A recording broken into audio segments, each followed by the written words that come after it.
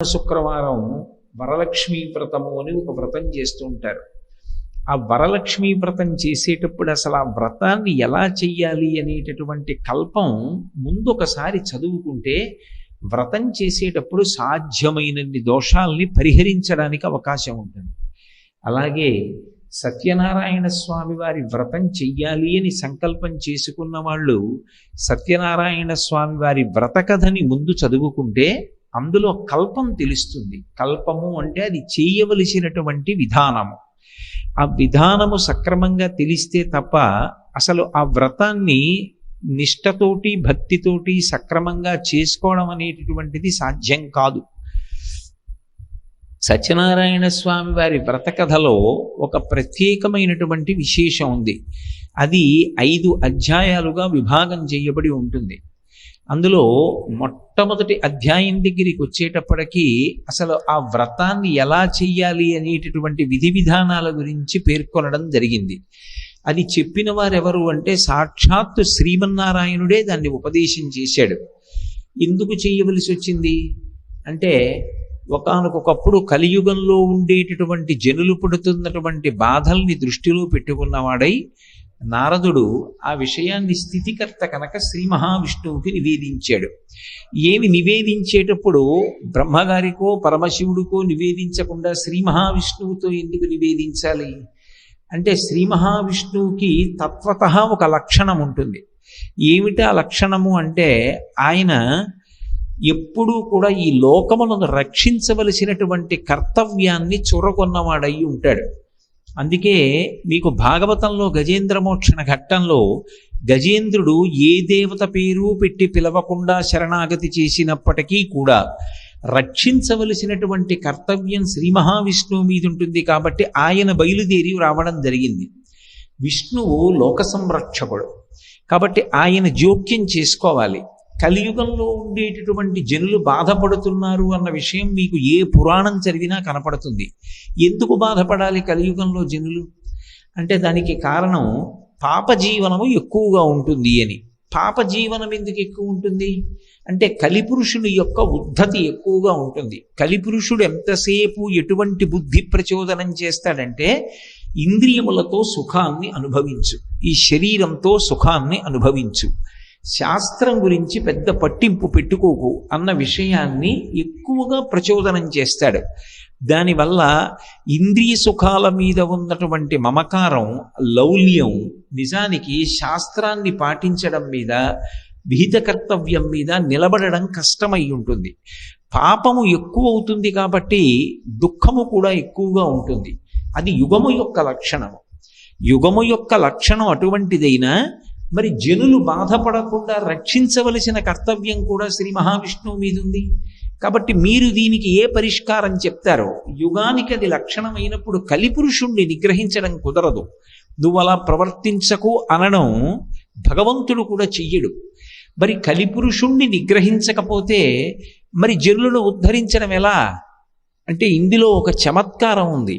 అసలు కలిపురుషుణ్ణి నిగ్రహించకపోవడమే జనులకు ఉద్ధరణ చేయడం.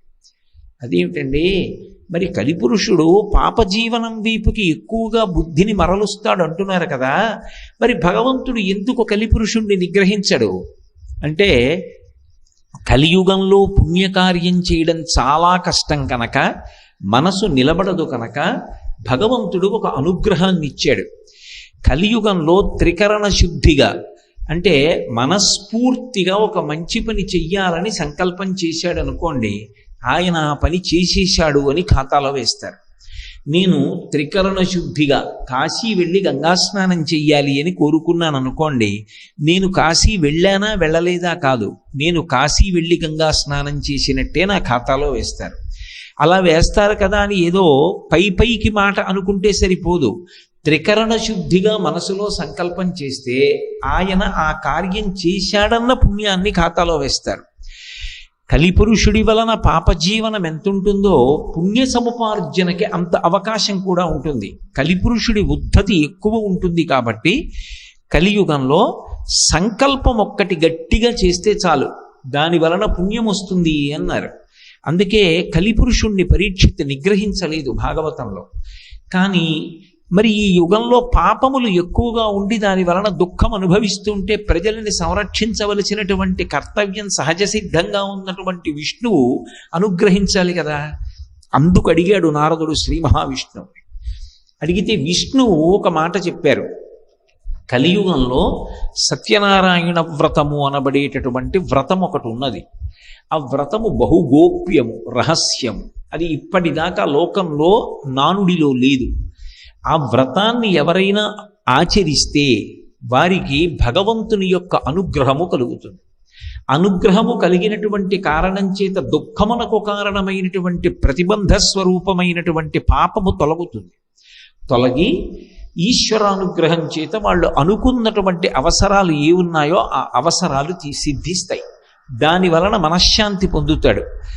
తత్రాపి భక్తి పరిపుష్టమై పునఃపునః సత్యనారాయణ స్వామి వారి యొక్క వ్రతాన్ని అనుష్ఠించినటువంటి కారణం చేత చిత్తశుద్ధి కలిగి ఆ చిత్తశుద్ధి జ్ఞానమును పొందడానికి కారణమై ఆ పొందినటువంటి జ్ఞానము మళ్ళీ పుట్టవలసిన అవసరం లేని మోక్షమునకు కూడా కారణమవుతుంది. అందుకే సత్యనారాయణ స్వామి వారి వ్రతము ఇహము నుండి పరము వరకు కూడా కలియుగంలో ఒక మహాద్భుతమైనటువంటి ఉపకరణము. దీన్ని ఎలా చెయ్యవలసి ఉంటుంది అని అడిగాడు నారద మహర్షి. అడిగితే సాక్షాత్ భగవానుడే దానిని చెయ్యవలసినటువంటి విధి విధానాన్ని చెప్పాడు. పౌర్ణమి తిథి కానీ, ఏకాదశి తిథి కానీ, లేదా రవి సంక్రమణముల యందు కానీ, అంటే సూర్యుడు రాశి మారుతున్నప్పుడు రవి సంక్రమణముల యందు కానీ, విశేషమైనటువంటి దుఃఖము కలిగినప్పుడు కానీ, ఏదైనా వివాదము సంభవించినప్పుడు కానీ, మనసు ఆర్తి పొందినప్పుడు కానీ ఈ వ్రతాన్ని చెయ్యవచ్చు. అంటే యథార్థమునకు దేశము కాలము అని రెండుగా విభాగం చేస్తారు. ఎప్పుడైనా ఏదైనా చెప్పాలి అంటే ఇలా చెయ్యండి అని చెప్పాలంటే రెండిటిని దృష్టిలో పెట్టుకోవాలి. ఎక్కడ చెయ్యాలన్నది చెప్పాలి, ఎప్పుడు చెయ్యాలన్నది చెప్పాలి, ఎలా చెయ్యాలన్నది ఈ రెండిటిలోకి కలుస్తుంది. అది త్రివేణి సంగమం. ప్రధానమేది అంటే దేశకాలములు. దేశకాలానువృత్తిశ్చ నయ పండిత అంటారు రామాయణంలో.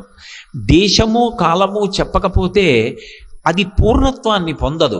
అందుకే ఆయన కాలము గురించి చెప్పాడు. పౌర్ణమి ప్రసిద్ధి, ఏకాదశి, రవి సంక్రమణములు, వీటి యందు ప్రత్యేకించి వ్రతం చెయ్యవచ్చు. ఏదో వివాదం తటస్థించింది, వివాదమునందు జయము కలగాలని కోరిక కలిగింది, ఈ వ్రతం చెయ్యవచ్చు. మనసు ఆర్తి పొందింది, ఏదో భగవత్ సంబంధమైన ఒక వ్రతం చెయ్యాలన్న కోరిక కలిగింది, ఈ వ్రతాన్ని అనుష్ఠించవచ్చు. సత్యనారాయణ స్వామి వారి వ్రతానికి ఉన్నటువంటి విశేషం ఏమిటంటే దీనికి అధికార భేదాన్ని ఇవ్వలేదు. అన్ని వర్ణముల వారు కూడా ఈ వ్రతాన్ని చేసుకోవచ్చు. ఎందుచేత భగవానుడు అంత గొప్ప సౌకర్యాన్ని కల్పించాడంటే కలిపురుషుని యొక్క ఉద్ధతి నుంచి తప్పుకోవడానికి అందరికీ సమానాధికారాన్ని కట్టబెట్టాడు.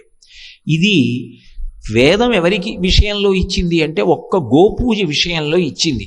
బ్రహ్మచారి కానీ, గృహస్థు కానీ, వానప్రస్థు కానీ, సన్యాసి కానీ ఎవరైనా చేసి తరించగలిగినటువంటి పూజ గోపూజ. అలాగే ఏ ఇతర రకములైనటువంటి అధికార భేదం లేకుండా అందరూ చేసుకోవడానికి యోగ్యమైనటువంటి వ్రతము సత్యనారాయణ స్వామి వారి వ్రతం. కాబట్టి నిజానికి కేవలము భక్తితో కాలము కలిసి వస్తే, అంటే నాకు ఇప్పుడు ఏమి ఆర్తితో కాదు, పౌర్ణమిని నేను సద్వినియోగం చేసుకోవాలనుకుంటున్నాను అనుకున్నాడు అనుకోండి, అప్పుడు పౌర్ణమి నాడు చేసుకుంటారు. కాదు, ఏకాదశి నాడు నేను ఈ వ్రతం చేసుకుని ఆ కాలాన్ని సద్వినియోగం చేసుకుంటాను, ఏకాదశి నాడు సత్యనారాయణ స్వామి వారి వ్రతం చేస్తారు. ఆర్తి పొందితే వ్రతం ఎలా అయినా చెయ్యాలని కోరిక పుట్టింది, అప్పుడు వాటి కోసం ఆగక్కర్లేదు, చేసేసుకోవచ్చు. దానికి ఏం కాల నియమం లేదు. అది అమావాస్య, అది ద్వాదశ, అది త్రయోదశ, అప్పుడు ఆ నియమం వర్తించదు. ఇక దేశ సంబంధానికి వచ్చేటప్పటికీ ప్రధానంగా ఒక వ్రతము అనేటప్పటికీ తనంత తానుగా యోగ్యమైన ప్రదేశాల్ని వేదం చెప్పింది.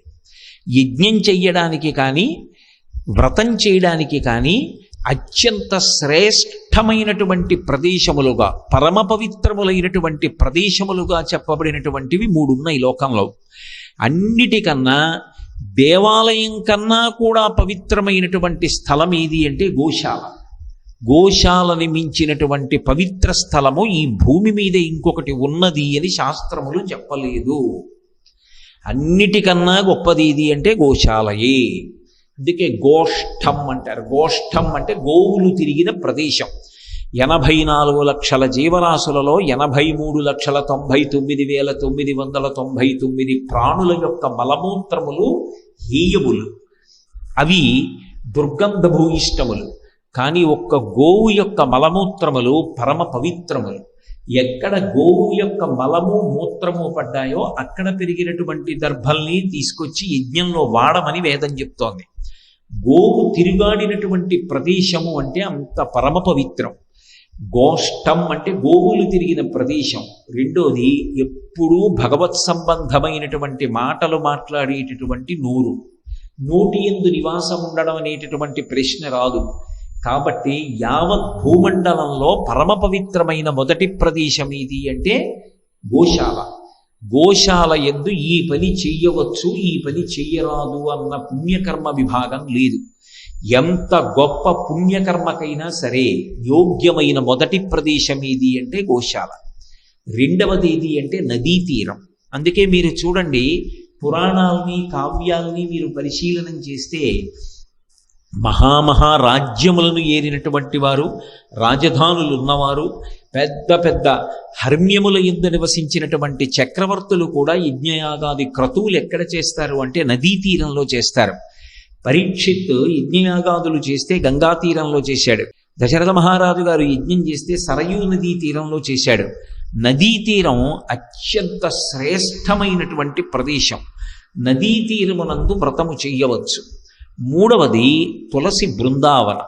తులసి చెట్లు బాగా ఉన్నటువంటి ప్రదేశం ఎక్కడుంటుందో అది అత్యంత శ్రేష్టమైనటువంటి ప్రదేశం. అలాగే సత్యనారాయణ స్వామి పరబ్రహ్మస్వరూపుడు అని నేను మీకు మొట్టమొదటి నుంచి మనవి చేస్తున్నాను. మూలతో బ్రహ్మరూపాయ మధ్యత విష్ణురూపిణి అగ్రత శివరూపాయ వృక్షరాజాయితే నమః అని మళ్ళీ చెట్లలో పరబ్రహ్మస్వరూపంగా చెప్పబడేటటువంటి చెట్టు రావి చెట్టు. అందుకే రావి చెట్టు నీడలో తపస్సు చేస్తూ ఉంటారు. రావి చెట్టు నీడ కూడా అత్యంత శ్రేష్టమైనటువంటి ప్రదేశం. అందున రావి చెట్టు వేప చెట్టుతో కలిసి ఉందనుకోండి మాను, అది లక్ష్మీనారాయణ స్వరూపం. ఎవరికైనా సంతానం లేని వారికి గర్భదోషం ఉంది అంటే వారిని రావి చెట్టు వేప చెట్టు మొదలు కలిసిపోయిన చోట ప్రదక్షిణం చెయ్యమని చెప్తూ ఉంటారు కూడా. అంత పరమ పవిత్రమైనటువంటి స్థలాలవి. అటువంటి చోట కానీ, స్వగృహమునందు కానీ, దేవాలయ ప్రాంగణమునందు కానీ ఈ సత్యనారాయణ వ్రతాన్ని చెయ్యవచ్చు. ఇది ప్రదేశ నిర్ణయం. దేశ నిర్ణయము, కాల నిర్ణయము తర్వాత అనుష్ఠించవలసినటువంటి విధానం ఒకటి ఉంటుంది. ఆ విధానమునందు అత్యంత ప్రధానమైనది ఇది అంటే నిత్యకర్మని ఈడేర్చాలి. సత్యనారాయణ వ్రతం చెయ్యడానికి మొదటి నియమమేది అంటే నిత్యకర్మ పూర్తి చేసిన వాడై ఉండాలి. నిత్యకర్మ అంటే సంధ్యావందనాదులు. యజ్ఞోపవీతం ఉన్నటువంటి వాళ్ళు సంధ్యావందనం చేసి తీరాలి. నేను ప్రవచనం చేశానా చెయ్యలేదా పక్కన పెట్టేయండి, సంధ్యావందనం మాత్రం చెయ్యాలి. ప్రవచనం అవసరమైతే ఓ అరగంట సేపు ఆలస్యం అయిపోయినా దోషం లేదు. ఏ ఇతర కారణానికి వేదిక మీదకి ఆలస్యంగా రాకూడదు, కానీ సంధ్యావందనం చేసుకోవలసి వస్తే నేను ఆలస్యంగా వచ్చినా నాకు దోషం రాదు. సంధ్యాహీన అశుచి. సంధ్యావందనం చెయ్యనటువంటి వాడు అశౌచంతో ఉన్నవాడితో సమానం. కాబట్టి సంధ్యావందనం చేసి తీరాలి. అంటే సత్యనారాయణ స్వామి వారి వ్రతం చెయ్యాలంటే మొట్టమొదట చెప్పబడిన నియమం ఏది అంటే 3 పూట్ల సంధ్యావందనం చేయమని చెప్పారు. పొద్దున్న, మధ్యాహ్నం, సాయంకాలం కూడా సంధ్యావందనం చెయ్యి. ఉపవాసం చేసి, ఉపవాసము అంటే ఏ పదార్థమును తినకుండా ఉండమని కాదు, శరీరము నిలబడడానికి కావలసినంత మాత్రమే సాత్వికమైన పదార్థాన్ని తీసుకుని, సాత్వికమైన పదార్థము చేత పోషింపబడినటువంటి శరీరములో ఉన్నటువంటి మనసు నుండి ప్రచోదనమైనటువంటి పరమ ప్రశాంతమైన ఆలోచనల చేత ఇంద్రియములను మార్చి మార్చి భగవంతుని యందు రమించేటట్టుగా ఉంచు. అంటే చెవులతో భగవత్ సంకీర్తనం విను, నోటితో భజన చెయ్యి, శరీరంతో ఈశ్వర సేవ చెయ్యి. ఓ దేవాలయానికి వెళ్ళి తుడు, ఓ గోశాలకు వెళ్ళి సేవ చెయ్యి, పగటిపూట ఈ కార్యం అంతా చెయ్యి, ఉపవాసం ఉండు, ఇంటికి ఈశాన్య ప్రదేశంలో గోమయంతో అలుకు. ఎందుచేతంటే ఎంత నేను కట్టుకున్న ఇల్లైనా ఆ ఇంట్లో నేను అన్ని చోట్ల తిరుగుతూ ఉంటాను. తిరుగుతున్నప్పుడు అది పదరజస్సు ఆ ప్రదేశమంతా పడి అపరిశుభ్రమవుతుంది. నేలకి పవిత్రత లేకపోతే మంటపం వేసి ఆవాహన చేసినప్పుడు ఆ ప్రదేశంలోకి పరమాత్మ దిగడు, ఆయన ప్రవేశించడు పూజ అందుకోవడానికి. అది ఎలా ఉంటుంది అంటే, నేను ఒక ఇనప ఊచ పట్టుకెళ్ళి విద్యుత్ తీగ మీద పెట్టాననుకోండి, అందులోకి ప్రసరిస్తుంది. ఓ కొయ్య ముక్క పెట్టాననుకోండి, అందులోకి విద్యుత్ రాదు. అలాగే శబ్దశక్తి చేత మంత్రం చెప్పి భగవంతుణ్ణి ఆవాహన చేసిన మీరు మంటపం వేసే దగ్గర ఉన్నటువంటి భూమి శుద్ధి కాకపోతే అక్కడికి ఈశ్వర విభూతి ప్రవేశించదు. భూమిని శుద్ధి చెయ్యడానికి గోమయం వినా అసలు ఏ పదార్థము కూడా లోకంలో చెప్పబడలేదు. గోమయం అంటే ఆవు యొక్క పేడ. దాన్ని కొద్దిగా తీసుకొచ్చి ఎక్కడ వ్రతం చేద్దామనుకుంటున్నారో ఆ ప్రదేశాన్ని అలకాలి. అలా అలికితే భూమి శుద్ధి అవుతుంది. భూమి శుద్ధైన తరువాత దాని మీద వస్త్రం వెయ్యాలి, కొత్త వస్త్రం. అది అంచు కొలిగినటువంటి వస్త్రం అయి ఉండాలి. అంచు లేని వస్త్రము మంగళప్రదము కాదు. అందుకే ఆయుర్దాయకారకమైనటువంటిది ఏది అంటే అంచు కలిగిన బట్ట. అన్నిటికన్నా ప్రధాన నియమం ఏమిటో తెలుసా? ఒక వ్రతం చేసేటటువంటి రోజున ఒంటి మీద బట్టలేని స్నానం చేసి రాకూడదు. ఒక వ్రతం చేస్తున్నాము అంటే ఎలా చెయ్యాలి అన్నది కల్పంలో ఉంటుంది. దాన్ని ఏదో యథాతథంగా చదవమని కాదు, ఆచరించడానికి చదవమని శాస్త్రాలు. కాబట్టి ఇంట వ్రతం చేస్తున్నప్పుడు గోమయంతో అలకాలి. ఒక దేవాలయ ప్రాంగణం ఎప్పుడూ పవిత్రమే. దేవాలయ ప్రాంగణానికి ఈ నియమాలన్నీ అన్వయం కావు.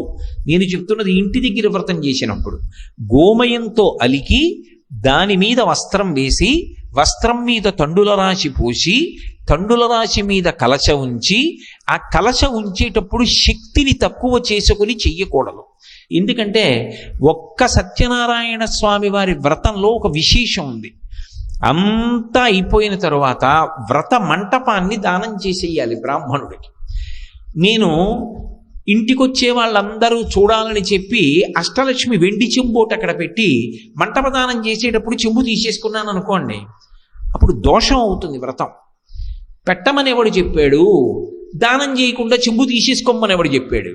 నీకు వెండి చెంబు ఇచ్చేయడం ఇష్టం లేకపోతే, అంత శక్తి నీకు లేకపోతే రాగి చెంబే పెట్టు. రాగి చెంబు పెట్టి రాగి చెంబుతో మంటపాన్ని దానం చేయి. అంతేకాని శాస్త్ర విరుద్ధంగా ప్రవర్తించకూడదు. మనం దేనికి చెయ్యాలి కార్యము అంటే శాస్త్రమునందు గౌరవముతో చెయ్యాలి. అందుకే మొట్టమొదటి మాటగా ఆయన అదే చెప్తాడు, శ్రద్ధయా చేసిన వాడెవడో వాడు పొందుతాడు ఫలితాన్ని. శ్రద్ధ అంటే శాస్త్రస్య గురువాక్యస్య సత్యబుద్ధ్యావధారణ సా శ్రద్ధ కడితా సిద్భి యయా వస్తూపలభ్యతే అంటారు శంకరాచార్యుల వారు. శాస్త్రము చెప్పిన మాట, గురువు చెప్పిన మాట సత్యములన్న పూనికతో చేసిన వాడెవడో వాడు పరమ ప్రయోజనాన్ని పొంది తీరుతాడు. కాబట్టి ఒక వస్త్రాన్ని పలిచి తండుల రాసి పోసి అందులో కలశ ఉంచి సత్యనారాయణ స్వామి వారి ప్రతిమను ఉంచాలి.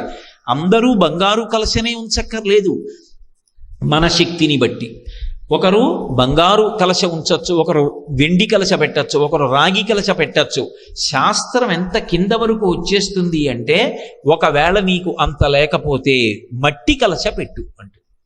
నువ్వు చెయ్యడం ప్రధానం, నీకు నమ్మకం ఉండడం ప్రధానం తప్ప ద్రవ్యం ఇలాగే ఉండాలని ఎవ్వరినీ ఆపదు. అందుకే మన ధర్మానికి ఒక ప్రత్యేకమైన పేరుంది, సార్వభౌమిక మతము అని ఒక పేరు.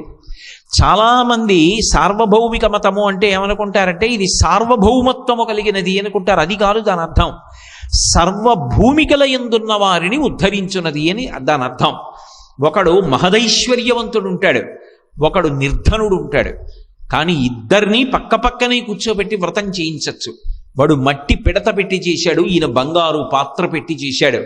కానీ ఎవరి మనసు నిలబడి చేశాడో వాడిదే ఫలితం. మట్టి పిడత పెట్టాడని ఈశ్వరుడు వైపు చూడకుండా ఉండడు, బంగారు కలశ పెట్టాడని ఆయన పట్ల ప్రత్యేకమైన ప్రేమ చూపించాడు. ఎవరు మనసు అక్కడ పెట్టారో వాళ్ళ మీద భగవంతుని యొక్క అనుగ్రహం ఉంటుంది. అందుకే శంకరుడు శివానంద లహరి చేస్తూ అంటారు, గభీరే కాసారే విశతి విజని ఘోర విపిని విశాలీ శైలీ చ భ్రమతి కుసుమార్ధంజనమతి సమర్ప్యే చేతస్సరసి చ ముమానాథ భవతే సుఖేనా వస్తాతుం జనైహ నజానాతి కిమహో అంటారు.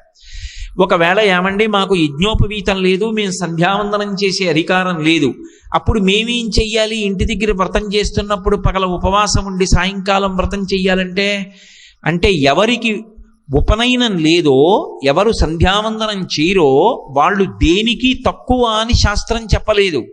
సంధ్యావందనానికి ప్రత్యామ్నాయం ఏం చెప్పారంటే, స్కాంద పురాణంలో సూర్య భగవానుడి యొక్క స్తోత్రం ఉంది. చాలా తేలికగా ఉంటుంది ఆ స్తోత్రం. అందరూ కూడా ఆ స్తోత్రాన్ని చదవాలి. మా కాకినాడ పట్టణంలో ఎప్పుడైనా మేమందరం యాత్రకు వెడితే ఉపనయనం చేసుకున్న వాళ్ళు, సంధ్యావందన అధికారం ఉన్నవాళ్ళు సంధ్యావందనం చేస్తారు. సంధ్యావందనం చేసేటటువంటి అధికారం లేని వాళ్ళందరూ సూర్య భగవానుణ్ణి స్తోత్రం చేస్తారు స్కాందపురాణాంతర్గతమైనటువంటి స్తోత్రంతో. దాని చేత వాళ్ళు కూడా సంధ్యావందనం చేసినటువంటి సిద్ధినే పొందుతారు. ఎక్కువ ఉండదు, తక్కువ ఉండదు. ఎవరికి ఏది విధింపబడిందో అది చేస్తే అందరూ సమానులే. ఎవరెవరి శక్తిని బట్టి కిందకొచ్చి శాస్త్రం మినహాయింపులు ఇస్తుంది. నేను తిన్న ఆవకాయ అన్నం నా మనవడు తినలేడు, నా మనవడు తాగినట్టు సీసాలో పాలు కొద్దిగా తాగి నేను బ్రతకలేను, కానీ వాడికి పాలివ్వాలి, నాకు ఆవకాయ అన్నం పెట్టాలి. ఎవరి సమర్థతని బట్టి వారు చెయ్యవలసినటువంటి కర్మ ఏది ఉందో దానిని నిర్దేశించి ఇందులో నువ్వు వైక్లభ్యమును పొందవద్దు, అది చెయ్యమని చెప్తుంది శాస్త్రం. ఇలా ఒక పగటిపూట కార్యక్రమాన్ని చేసిన తరువాత శక్తి కొలది బంధుమిత్రాదులందరూ పిలిచి ఉపవాసం ఉండి ప్రదోషవేళ, ప్రదోషవేళ అంటే దోషం అంటే తప్పు అని కాదు, దోషము అంటే చీకటి, అంటే ముందున్న కాలము అని అర్థం. ప్రదోషము అంటే చీకటి ఆవరించడానికి ముందున్నటువంటి కాలం. ఆ కాలము భగవన్నామ సంకీర్తనకి తనంత తానుగా అత్యంత పవిత్రమైనటువంటి కాలం. యథార్థమునకు బ్రాహ్మీ ముహూర్తం అంటే తెల్లవారుజాము కాలం భగవంతుని పూజకు ఎంత యోగ్యమో, సాయంకాలం వేళ కాలం ప్రదోష వేళ భగవన్నామోచ్చరణకు అంత పవిత్రమైన కాలం. అటువంటి ప్రదోష వేళలో సత్యనారాయణ స్వామి వారి యొక్క వ్రతాన్ని ప్రారంభం చెయ్యండి. చేసి చక్కగా వ్రతాన్నంతటినీ పూర్తి చేస్తే ఆ స్వామిని ఆరాధన చేసి నిన్న నేను చెప్పినటువంటి విధంగా పంచలోకపాలకుల్ని, నేను చెప్పిన విధంగా అంటే నేను కాదు కర్తని, ఆయన చెప్పిందే నేను చెప్పాను. పంచలోకపాలకుల్ని, నవగ్రహాల్ని, అష్టదిక్పాలకుల్ని పిలిచి మధ్యలో సత్యనారాయణ స్వామి వారిని సన్నిధానం చేయించి ఆయనకి షోడశోపచారములతో పూజ చేసి అష్టోత్తర శతనామావళితో, లేదు నీకు మంచి సంతోషం ఉంది సహస్రనామావళితో పూజ చేసి తదనంతరము నీరాజన మంత్ర పుష్పాలతో పూజ చేసి ఈ వ్రత కల్పములో అంతర్భాగంగా చిట్ట చివర ఈ కథలు చదువుకోవాలి. ఇలా చేసిన వాడెవరుంటాడో వాడు సత్యనారాయణ స్వామి వారి యొక్క దివ్యమైన అనుగ్రహమునకు పాత్రుడవుతాడు. ఇందులో ప్రధానంగా తెలుసుకోవలసిన విషయం ఏమిటి? సాశ్రద్ధ కడితా సిద్ధి. అన్నీ ఒక్కలా చెయ్యడం కుదరకపోవచ్చు, కానీ శ్రద్ధ అత్యంత ప్రధానమై ఉంటుంది. మాట్లాడడం అంటూ జరిగితే వ్రతం చేసేటప్పుడు అది భగవన్నామమై ఉండాలి. గోవిందనామం చెప్పుకుంటూ ఉండాలి మనసులో, శ్రీరామనామం చెప్పుకుంటూ ఉండాలి, శివనామం చెప్పుకుంటూ ఉండాలి. అంతేకాని అనవసరపు ప్రస్తావనలు పక్క వాళ్లతో మాట్లాడకూడదు. అలాగే భగవంతుని యందు మనస్సుని స్థిరంగా నిలబెట్టి ఉంచాలి. నిన్నటి రోజున నేను మీతో మనవి చేశాను, దానికి అగ్ని పరీక్ష ఎక్కడుంటుంది అంటే అథాంగ పూజ యందు ఉంటుంది. అక్కడ ఉన్న చిన్న మూర్తిలో నిజానికి మీకు పాదముల నుంచి శిరస్సు వరకు కనపడదు. శిరస్సు వరకు కనపడకపోయినా మనసు చేత అభ్యాసం చేయిస్తారు. పాదముల దగ్గర నుంచి శిరస్సు వరకు చూడడం నేర్పుతారు. ఒక్కసారి మీరు సత్యనారాయణ స్వామిని అలా చూశారనుకోండి, మీ మనసులో ముద్రపడాలి. ఇలా కళ్ళు మూసుకున్నా కూడా నేను పాదముల మీద, ఆయన చీలమండల మీద, ఆయన యొక్క మోకాళ్ళ మీద, తొడవ మీద, నడువు మీద, పొట్ట మీద, గుండెల మీద, కంఠం మీద, ఆయన యొక్క ముఖం మీద, ఆయన యొక్క దంతముల మీద, ఆయన యొక్క భుజముల మీద, ఆయన యొక్క శిరస్సు మీద పూజ చేస్తే సర్వాణ్యంగాని పూజయామి అంటారు ఆఖరణ. సర్వాణ్యంగాని పూజయామి అన్న మాటకి ఏమిటి అర్థం అంటే అధాంగ పూజ అంటే అధ అంటే తర్వాత అంగ పూజ అని, అధ అని అనాలని నియమం ఏం లేదు, కానీ పూజలో అధ అంటే తర్వాత అంగ పూజ అంటాం. అంగ పూజ అంటే చాలు, అధాంగ పూజ అని అలవాటుగా ఎందుకంటామంటే అధ అన్న మాట తర్వాత అంటూ ఉంటాం అలవాటైపో అధాంగ పూజ అంటాం. అధ అనక్కర్లేదు, అంగ పూజ అంటే చాలు. అది సర్వాణ్యంగాని పూజయామి అని ఎందుకంటాం అంటే అందులో ఒక గొప్ప విశేషం ఉంది. మనసు చేత ఒక గొప్ప అభ్యాసం చేయిస్తారు. మీరు పూజలో శ్రద్ధతో ఉన్నారు, ఎవరు చెప్పాలి? మీకు మీరే సాక్షి. ఎలా సాక్షి? పాదముల నుంచి శిరస్సు వరకు పువ్వులు వేశారు. తర్వాత మీరు దోసిటితో పువ్వులు పట్టుకుని ఆయన శిరస్సు మించి ఇలా పోశారనుకోండి, పువ్వు ఎంత వేగంగా పైనుంచి కిందకు పడిపోతుందో అంత వేగంగా పైనుంచి కిందకి మీరు చూసేయాలి. ఆయన యొక్క కుంతలాలు, ఆ కిరీటం, కొద్దిగా పక్కకి ఇలా ఉంగరాల జుత్తు ఉంటుంది, ఆ జుత్తు, కిరీటం, ఆయన చెవులకు పెట్టుకున్నటువంటి మణికుండలాలు, ఆయన నుదురు, పెట్టుకున్న ఊర్ధపుండ్రాలు, ఆయన నాసిక, ఆయన కన్నులు, ఆయన గండస్థలం, ఆ బుగ్గలు, ఆయన నోరు, దంతాలు, ఆ ఎర్రటి పెదవులు, ఆయన యొక్క గడ్డం, ఆయన యొక్క కంఠం మీద ఉన్నటువంటి గీతలు, విశాలమైన వక్షస్థలం, ఆయన పొట్ట, నాభి, కట్టుకున్న పంచ, బలిష్టమైనటువంటి తొడలు, ఆ పక్కన ఉన్నటువంటి భుజములు, చేతులు, కంకణములు, కేయూరములు, బాహుపురులు, ఆ వేళ్లకి పెట్టుకున్నటువంటి ఉంగరములు, మోకాళ్ళు, కాళ్ళు, పాదములు, అక్కడికొచ్చి పడిపోయినటువంటి పువ్వులు, ఆయన పాదములకున్న వేళ్ళు, వేళ్లకున్న గోళ్ళు, మీకు ఒక్కసారి పువ్వులతో పాటు అంత వేగంగా మనసు కదిలి వచ్చి పట్టుకోవాలి. నిలబడ్డారు మీరు పూజలో అని గుర్తు.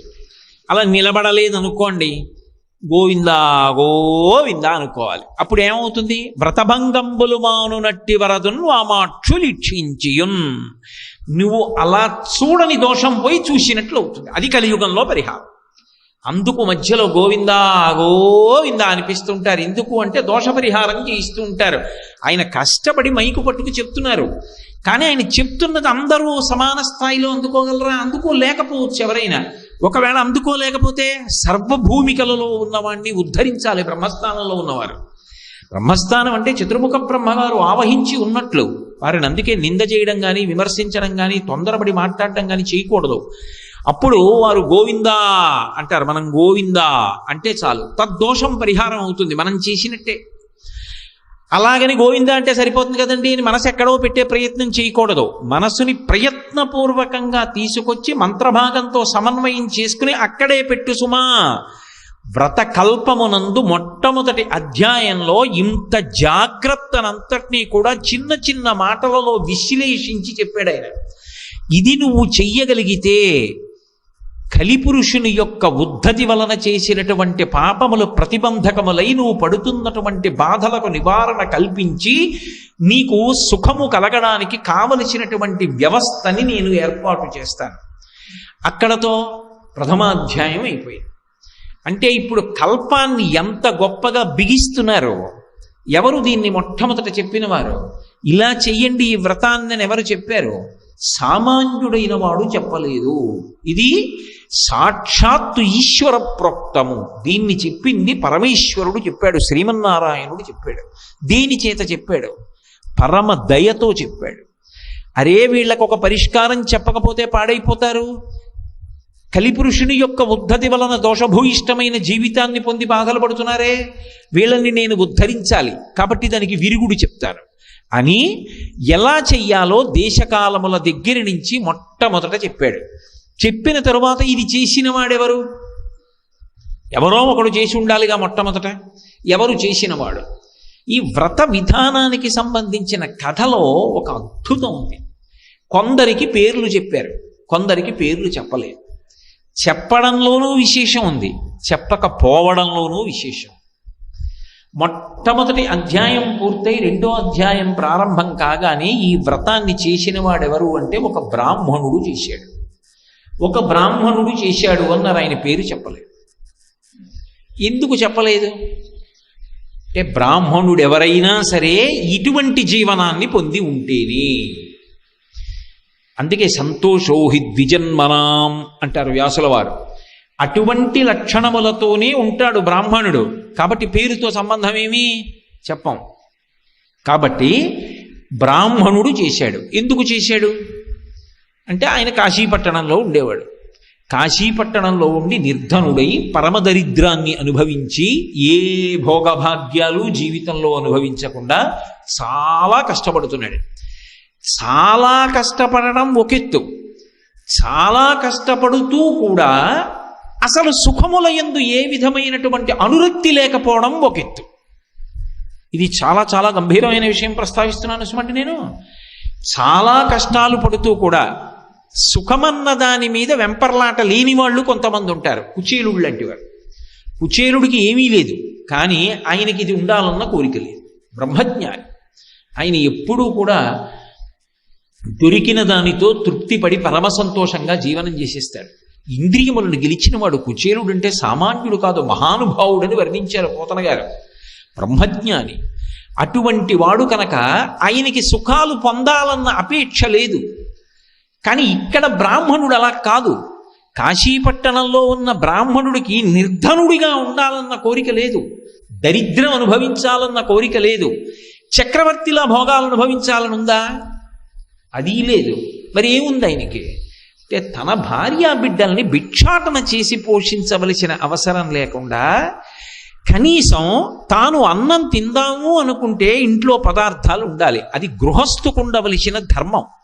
ఇప్పుడు ఆ బ్రాహ్మణుని యందు దోషభూయిష్టమైన ఆలోచన లేదు, సద్బుద్ధి కలిగిన వాడే. ఎందుకని అంటే ఆశ్రమములన్నిటిలో కూడా వచ్చే అతిథికి భార్యాబిడ్డలకి పెట్టడానికి గ్రాసాన్ని దానం పట్టైనా నిలువ చేసేటటువంటి అధికారం ఎవరికొన్నది అంటే ఒక్క గృహస్థుకున్నది. అటువంటప్పుడు ఆయన అయ్యో నేను తెల్లవారి లేచి 4 ఇళ్లకు ముందుకు వెళ్ళి భిక్షాటన చేస్తే తప్ప భార్యాబిడ్డల్ని పోషించలేకపోతున్నానే, ఇంత దరిద్రంలో ఉన్నాను, ఇలా నేను భిక్షాటన చెయ్యకుండా గౌరవంగా నేను బ్రతకడానికి కావలసినటువంటి స్థితి నాకు ఏర్పడదా అన్న బాధ లోపల ఉంది ఆయనకి. కానీ ఆయన అటువంటి స్థితిని పొందలేదు, దరిద్రంలోనే ఉన్నాడు. కాబట్టి ఇప్పుడు వెంటనే ఎవరి మీద కోపం రావాలి? ఏమిటో నా కర్మ, ఈ ఎన్నాళ్ళు భిక్షాటన చేసి బతకడమే కానీ అసలు ఒక్కనాడు 10 రోజులకి సరిపడ సరికింట్లో ఉందన్న రోజు లేదే. ఎందుకు నేను బ్రాహ్మణుడు అనేటప్పటికీ గాయత్రి చేస్తున్నాడా లేదా సంధ్యావందనం చేస్తున్నాడా? బ్రహ్మబంధువు అనో భ్రష్ట బ్రాహ్మణుడు అనో చెప్పలేదు అందులో. అంటే ఆయన 3 కాలముల యందు సంధ్యావందనం చేస్తున్నాడు, నిత్యకర్మ చేస్తున్నాడు. చెప్పాలా చెప్పక్కర్లా కొన్ని విషయాలు చదివి అర్థం చేసుకోవాలి జాగ్రత్తగా. భగవద్భక్తితో ఉన్నాడు. భక్తితో ఉన్నాడనడానికి ఎక్కడండి రుజువు? అంటే ఎన్ని కష్టాలలో ఉన్నవాడు చెప్పుకున్నాడు, ఎన్నో కష్టాలలో ఉన్నాను, పరమదరిద్రం అనుభవిస్తున్నాను. ఏదో ఒకనాడు విసిగిపోయి ఏమని ఆలోచించాలి, దుర్భరమైన జీవితం, చచ్చిపోదాం అనుకోవాలి. ఆయన అలా ఎప్పుడు అనుకోలేదు. ఎందుకు అనుకోలేదో తెలుసా? ఆయనకి శాస్త్రం మీద నమ్మకం. మనిషి ఆత్మహత్య చేసుకోకూడదు. కళ్యాణీ వతగాదేయం లౌకికీ ప్రతిభాతిమా ఏతి జీవంతిమానందో నరం వర్ష శతాదపి. భగవంతుడిచ్చిన 100 సంవత్సరముల ఆయుర్దాయాన్ని నిలబెట్టుకుంటే ఒకనాడు కాకపోతే ఒకనాడు మరణించే ముందైనా శుభవార్త వింటాడు. భగవంతుడిచ్చిన శరీరాన్ని తనంత తాను పడగొట్టడం మహాపాతకం. అంతకు మించిన దోషం లోకంలో ఇంకోటి లేదు. ఒకవేళ దరిద్రం అనుభవిస్తున్నావు, గత జన్మలలో చేసుకున్న పాపం పోతోంది, శరీరాన్ని పోగొట్టేస్తే పాపం పోతుందా? ఇంకా కొత్త పాపం కలుస్తుంది. అంటే ఇప్పుడు దేన్ని నమ్మాడు? శాస్త్రాన్ని నమ్మాడు. తను చేసిన దుష్కర్మ ఏదో ఉంది, దరిద్రం అనుభవిస్తున్నాను, ఈశ్వరుణ్ణి ఎందుకు నింద చేయడం? ఈ జన్మలోనైనా కనీసం మంచి పనులు చేసి భిక్షాటన చేసైనా శరీరాన్ని నిలబెట్టుకుంటాను, భార్యా బిడ్డల్ని పోషిస్తాను, ఆత్మహత్య చేసుకో. అలాగే ఈశ్వరుణ్ణి నింద చేయను. ఆయన ఎక్కడా ఈశ్వరుణ్ణి నింద చేశాడని కానీ, నిరాసక్తుడయ్యాడని కానీ, వైదిక కర్మలు విడిచిపెట్టేశాడని కానీ లేదు. అలా ఉంటే వెంటనే చెప్తారు పురాణంలో, భవిష్యోత్తర పురాణంలో మాధవుడి జీవితాన్ని వర్ణించినట్టుగా వర్ణిస్తారు. వర్ణించలేదు ఆ కథలో. అంటే ఆయన దైవమునందు అంతే నమ్మకంతో బ్రతికాడు. ఎప్పుడు అన్నీ బాగుంటే కాదు, ఏమీ లేనప్పుడు కూడా భగవంతుని యందు శాస్త్రమునందు అంత భక్తితోటి బతికాడు. ఇంత భక్తితో బ్రతుకుతున్న వాడిని ఆదుకోవలసిన వాడెవరు? ఎవణ్ణి నమ్మాడో వాడే, ఆ నారాయణుడే ఆదుకోవాలి. అందుకే ఎవరు దర్శనమిచ్చారు అంటే నారాయణుడే దర్శనమిచ్చాడు. నారాయణుడే దర్శనమిస్తే ఆయన మనస్సు ఇంకా ఐశ్వర్యాన్ని కోరకపోవచ్చు. మోక్షం వైపుకి వెళ్ళిపోవచ్చు, వైరాగ్య సుఖాన్ని అడగచ్చు. ఎందుకని అంటే మనసు అంత అధ్యవసాయంతో ఉంది, లోనున్న కోరిక తీర్చాలి. ఆయనే పండుతాడు క్రమంగా. అందుకే వృద్ధ బ్రాహ్మణ రూపంలోనే కనపడ్డాడు శ్రీమన్నారాయణుడు కూడా. ఆయన ఆ వృద్ధ బ్రాహ్మణుణ్ణి చూశాడు. ఒక మర్యాద అని లోకంలో ఒక వ్యవస్థ ఉంటుంది. ఇద్దరు సన్యాసులు కలుసుకున్నారనుకోండి, దండక మండలాలు ఉన్నవారు, ఎవరు ఎవరికి నమస్కారం చేయాలి అంటే ఎవరు ఎక్కువ చాతుర్మాస్య వ్రతాలు చేశారో వారికి అంతకన్నా తక్కువ చేసిన వారు నమస్కరిస్తారు. సభలో ఇంత వయస్సులో పెద్దవాళ్ళు ఉండనివ్వండి, బ్రహ్మజ్ఞాని అయిన వాడు కనపడితే వయసుతో సంబంధం లేకుండా ఎవరైనా నమస్కారం చేయాలి. అలాగే సభకి ఆధ్యక్షంలో ఉన్నాడు అనుకోండి ఒక ఆయన, ఇక ఏ భేదం ఉండదు, సభాధ్యక్షమునందున్నవాడు శివస్వరూపం. సభాభ్య సభాపతిభ్యశ్చ వో నమో నమో. కాబట్టి ఆయనకి నమస్కారం. కాబట్టి వృద్ధ బ్రాహ్మణుడు కనుక ఈయన నమస్కారం చేశాడు. నమస్కారం చేస్తే ఆయన అడిగాడు, ఏమి ఇలా ఉన్నావు అని అడిగాడు. ఆయన తన కష్టం చెప్పాడు తప్ప ఎక్కడ ఈశ్వరుని నిందించలా. నా కర్మ ఏం చేశాడు నాకు ఈశ్వరుడు, ఈ కాశీపట్టణంలో ఉన్నాను అన్న మాట ఆయన అనలేదు. వెంటనే సత్యనారాయణ స్వామి అన్నారు, ఇది వ్రతం, ఇది చెయ్యి, నీ కష్టాలు తొలగుతాయి అన్నారు. ఆయన వెంటనే నమ్మాడు. వెంటనే నమ్మి మనసులో సంకల్పం చేశాడు. దీన్నే ఈయేషా అంటారు. ఈయేషా అన్న మాటకు అర్థం ఏమిటంటే భగవంతుణ్ణి, శాస్త్రాన్ని నమ్మి సంకల్పం చేయడం అంత తేలికైన విషయం కాదు. దానికి పరిపూర్ణమైన విశ్వాసం ఉండాలి. అది ఉంది బ్రాహ్మణుడికి.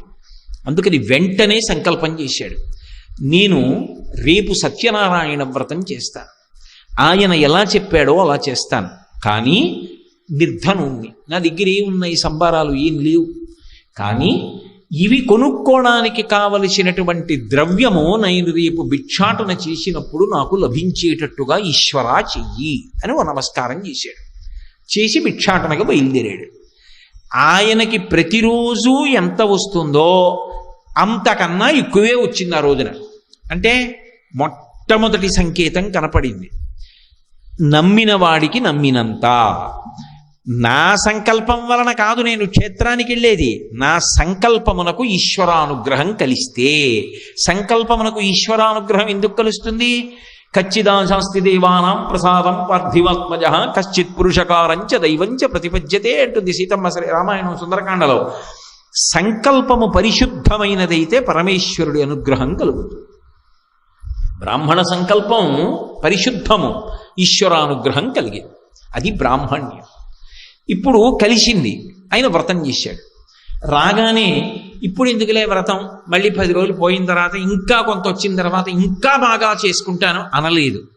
ఆ రోజు ఎంత వచ్చిందో అది అధికం అన్నాడు. ఎంత వచ్చింది, రోజు ఎంత వస్తుంది, ఆ రోజు ఎంత వచ్చింది, ఆ లెక్కలేం లేవు, ఉండవు బ్రాహ్మణుడి విషయంలో. ఎందుకో తెలుసా, ఎందుకుండవో తెలుసా అంటే ఆ రోజు తనకి ఏది దొరికిందో అది రోజు దొరికిన దానికన్నా ఎక్కువ అని సంతోషపడగలిగినటువంటి మనస్తత్వమే ఆయన ఈశ్వరి.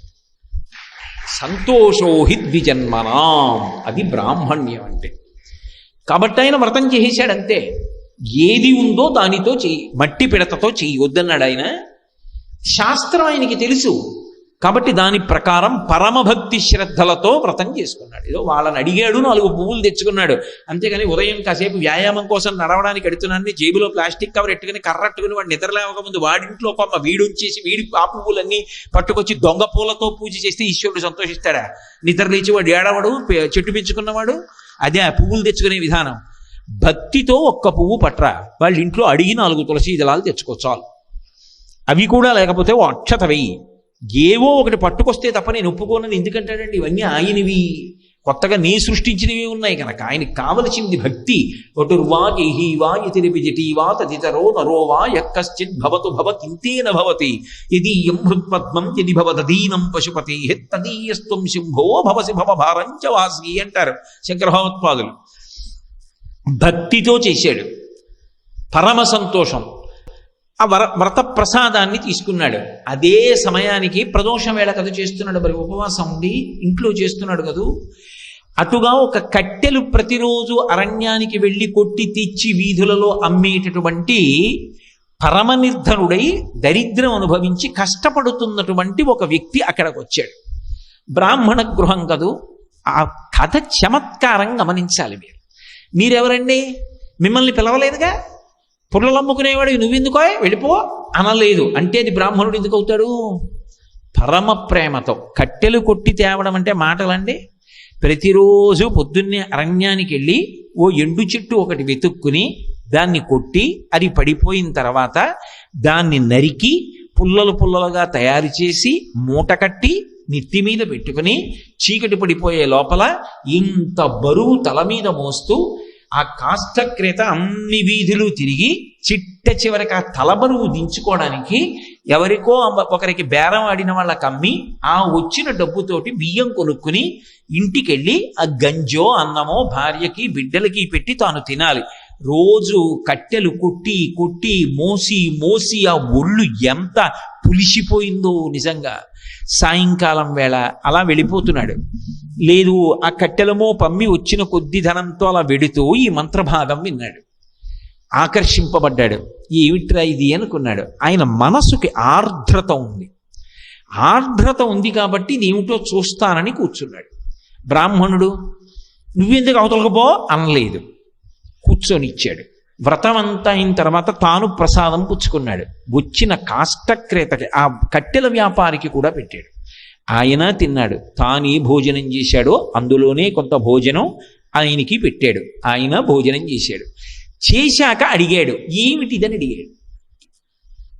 బ్రాహ్మణుడు కాపట్యం లేకుండా దాపరికం లేకుండా చెప్పాడు, నేను పరమ నిర్ధనుణ్ణి.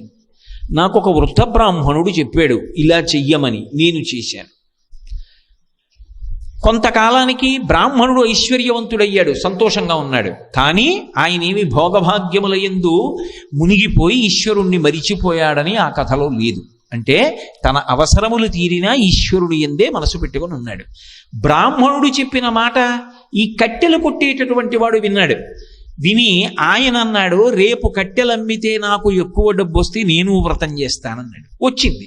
అంటే ఆయన సంకల్పమునందు కూడా శుద్ధి ఉంది, ఈశ్వరానుగ్రహం కలిసి వచ్చింది. వ్రతం చేశాడు, ఆయన ధనవంతుడయ్యాడు.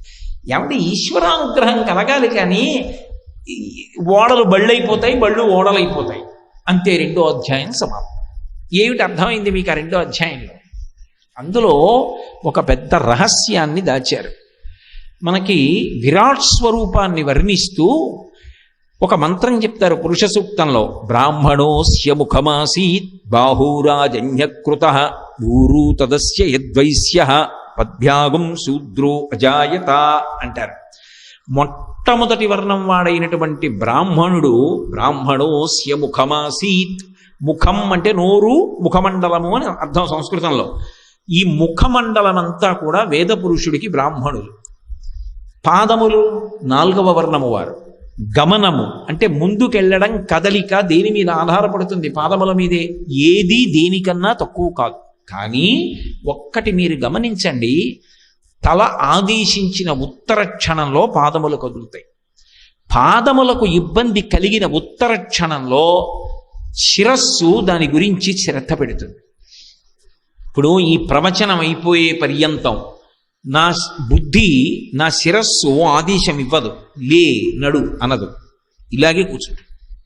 అయిపోగానే లే, మన కర్తవ్యం అయిపోయింది, ఇక్కడ లేచి వెళ్ళిపోతాయి.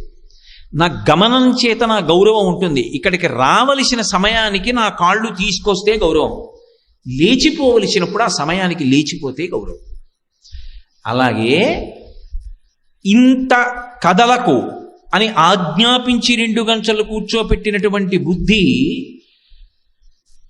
ఒక పక్క ప్రవచనం చేస్తుంటే ఒక దోమ వచ్చి కరిచేస్తోంది పాదాన్ని. నేను ఇంతమంది మధ్యలో ఆ దోమ ఎక్కడుందో వెతుక్కుని పట్టుకుని కొట్టుకోగలనా? పట్టుకోలేను. ఎందుకని అంటే నేను చెప్తున్నటువంటి విషయం మీద శ్రద్ధ పెట్టాలి. కానీ పాదం ఫిర్యాదు చేస్తూ ఉంటుంది తలకి, నన్ను ఒక దోమ కరిచేస్తోంది, చాలా బాధపడిపోతున్నాను, నెత్తురు పీల్చేస్తోందని.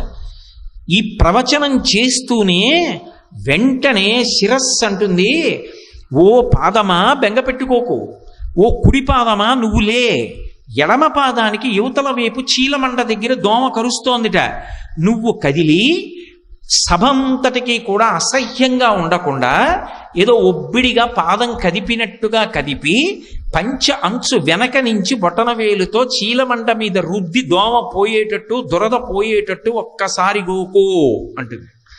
మీకు తెలియదు, నా పాదాలని శిరస్సు రక్షిస్తుంది తప్ప నేను ప్రవచనంలో ఉన్నాను, నువ్వు దోమ కొరిస్తే నాకెందుకు అంటుందా? అనదు. తల చెప్పింది పాదం చేస్తుంది, పాదం బాధ తల పట్టించుకుంటుంది. నీ గురించి నేను పట్టించుకునేటేమిటి, కిందలో ఉన్నదానివి అని అనదు తల. లోకం కష్టం తన కష్టంగా భావిస్తాడు బ్రాహ్మణుడు. బ్రాహ్మణుడు ఏ మార్గంలో వెడుతున్నాడో సమాజం ఆ మార్గంలో వెళ్ళిపోతుంది. అందుకే ప్రమాణములలో ధర్మానికి ఒక ప్రమాణం ఏది అంటే శిష్టాచారం. పెద్దలైన వారు ఎలా ప్రవర్తిస్తారో అలాగే ప్రవర్తిస్తుంది సమాజం. కాబట్టి బ్రాహ్మణుడు చేశాడు, కట్టెలు కొట్టేవాడు చేసేశాడు.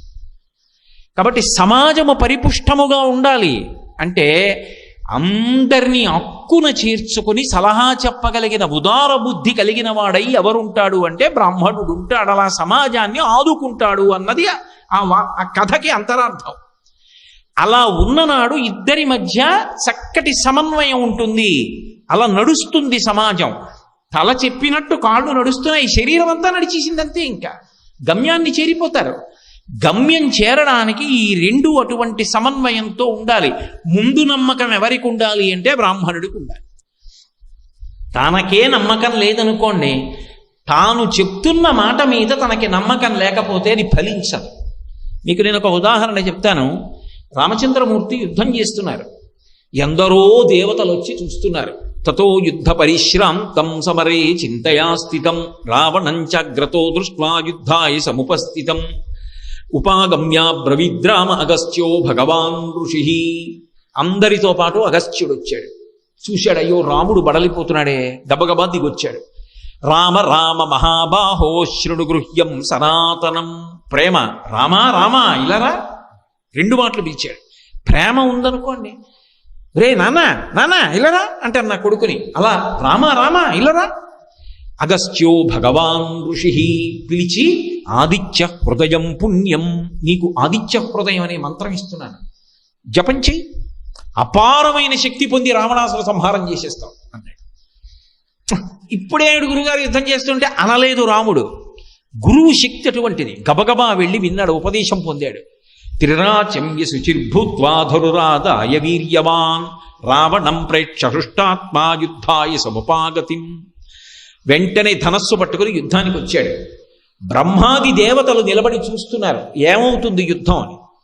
రావణుడు మరణించాలి మరణించాలని కోరుకుంటున్నారు వాళ్ళందరూ. అయ్యి బాబోయ్ ఆలస్యం అయిపోతోంది, రాముడు డసిపోతున్నాడని. అగస్త్యుడు అక్కడ లేడు, వెళ్ళిపోయాడు. జగామచ యథాగతం, ఎలా వచ్చాడో అలా వెళ్ళిపోయాడు. మరి ఉపదేశం చేసినవాడు శిష్యుడు జపం చేస్తున్నాడు, లేచి రావణ సంహారం చేయడం చూడాలా? చూడలేదు, వెళ్ళిపోయాడు. ఎందుకు వెళ్ళిపోయాడో తెలుసా? నేను ఆదిత్య హృదయం ఇచ్చిన తర్వాత ఇంకా రావణాసురుడు బతికుంటాడా? నేను ఇచ్చినప్పుడే వాడు చచ్చిపోయాడు, వెళ్ళిపోయాడు. తన చెప్పిన మాట మీద తనకంత నమ్మకం ఉండాలి.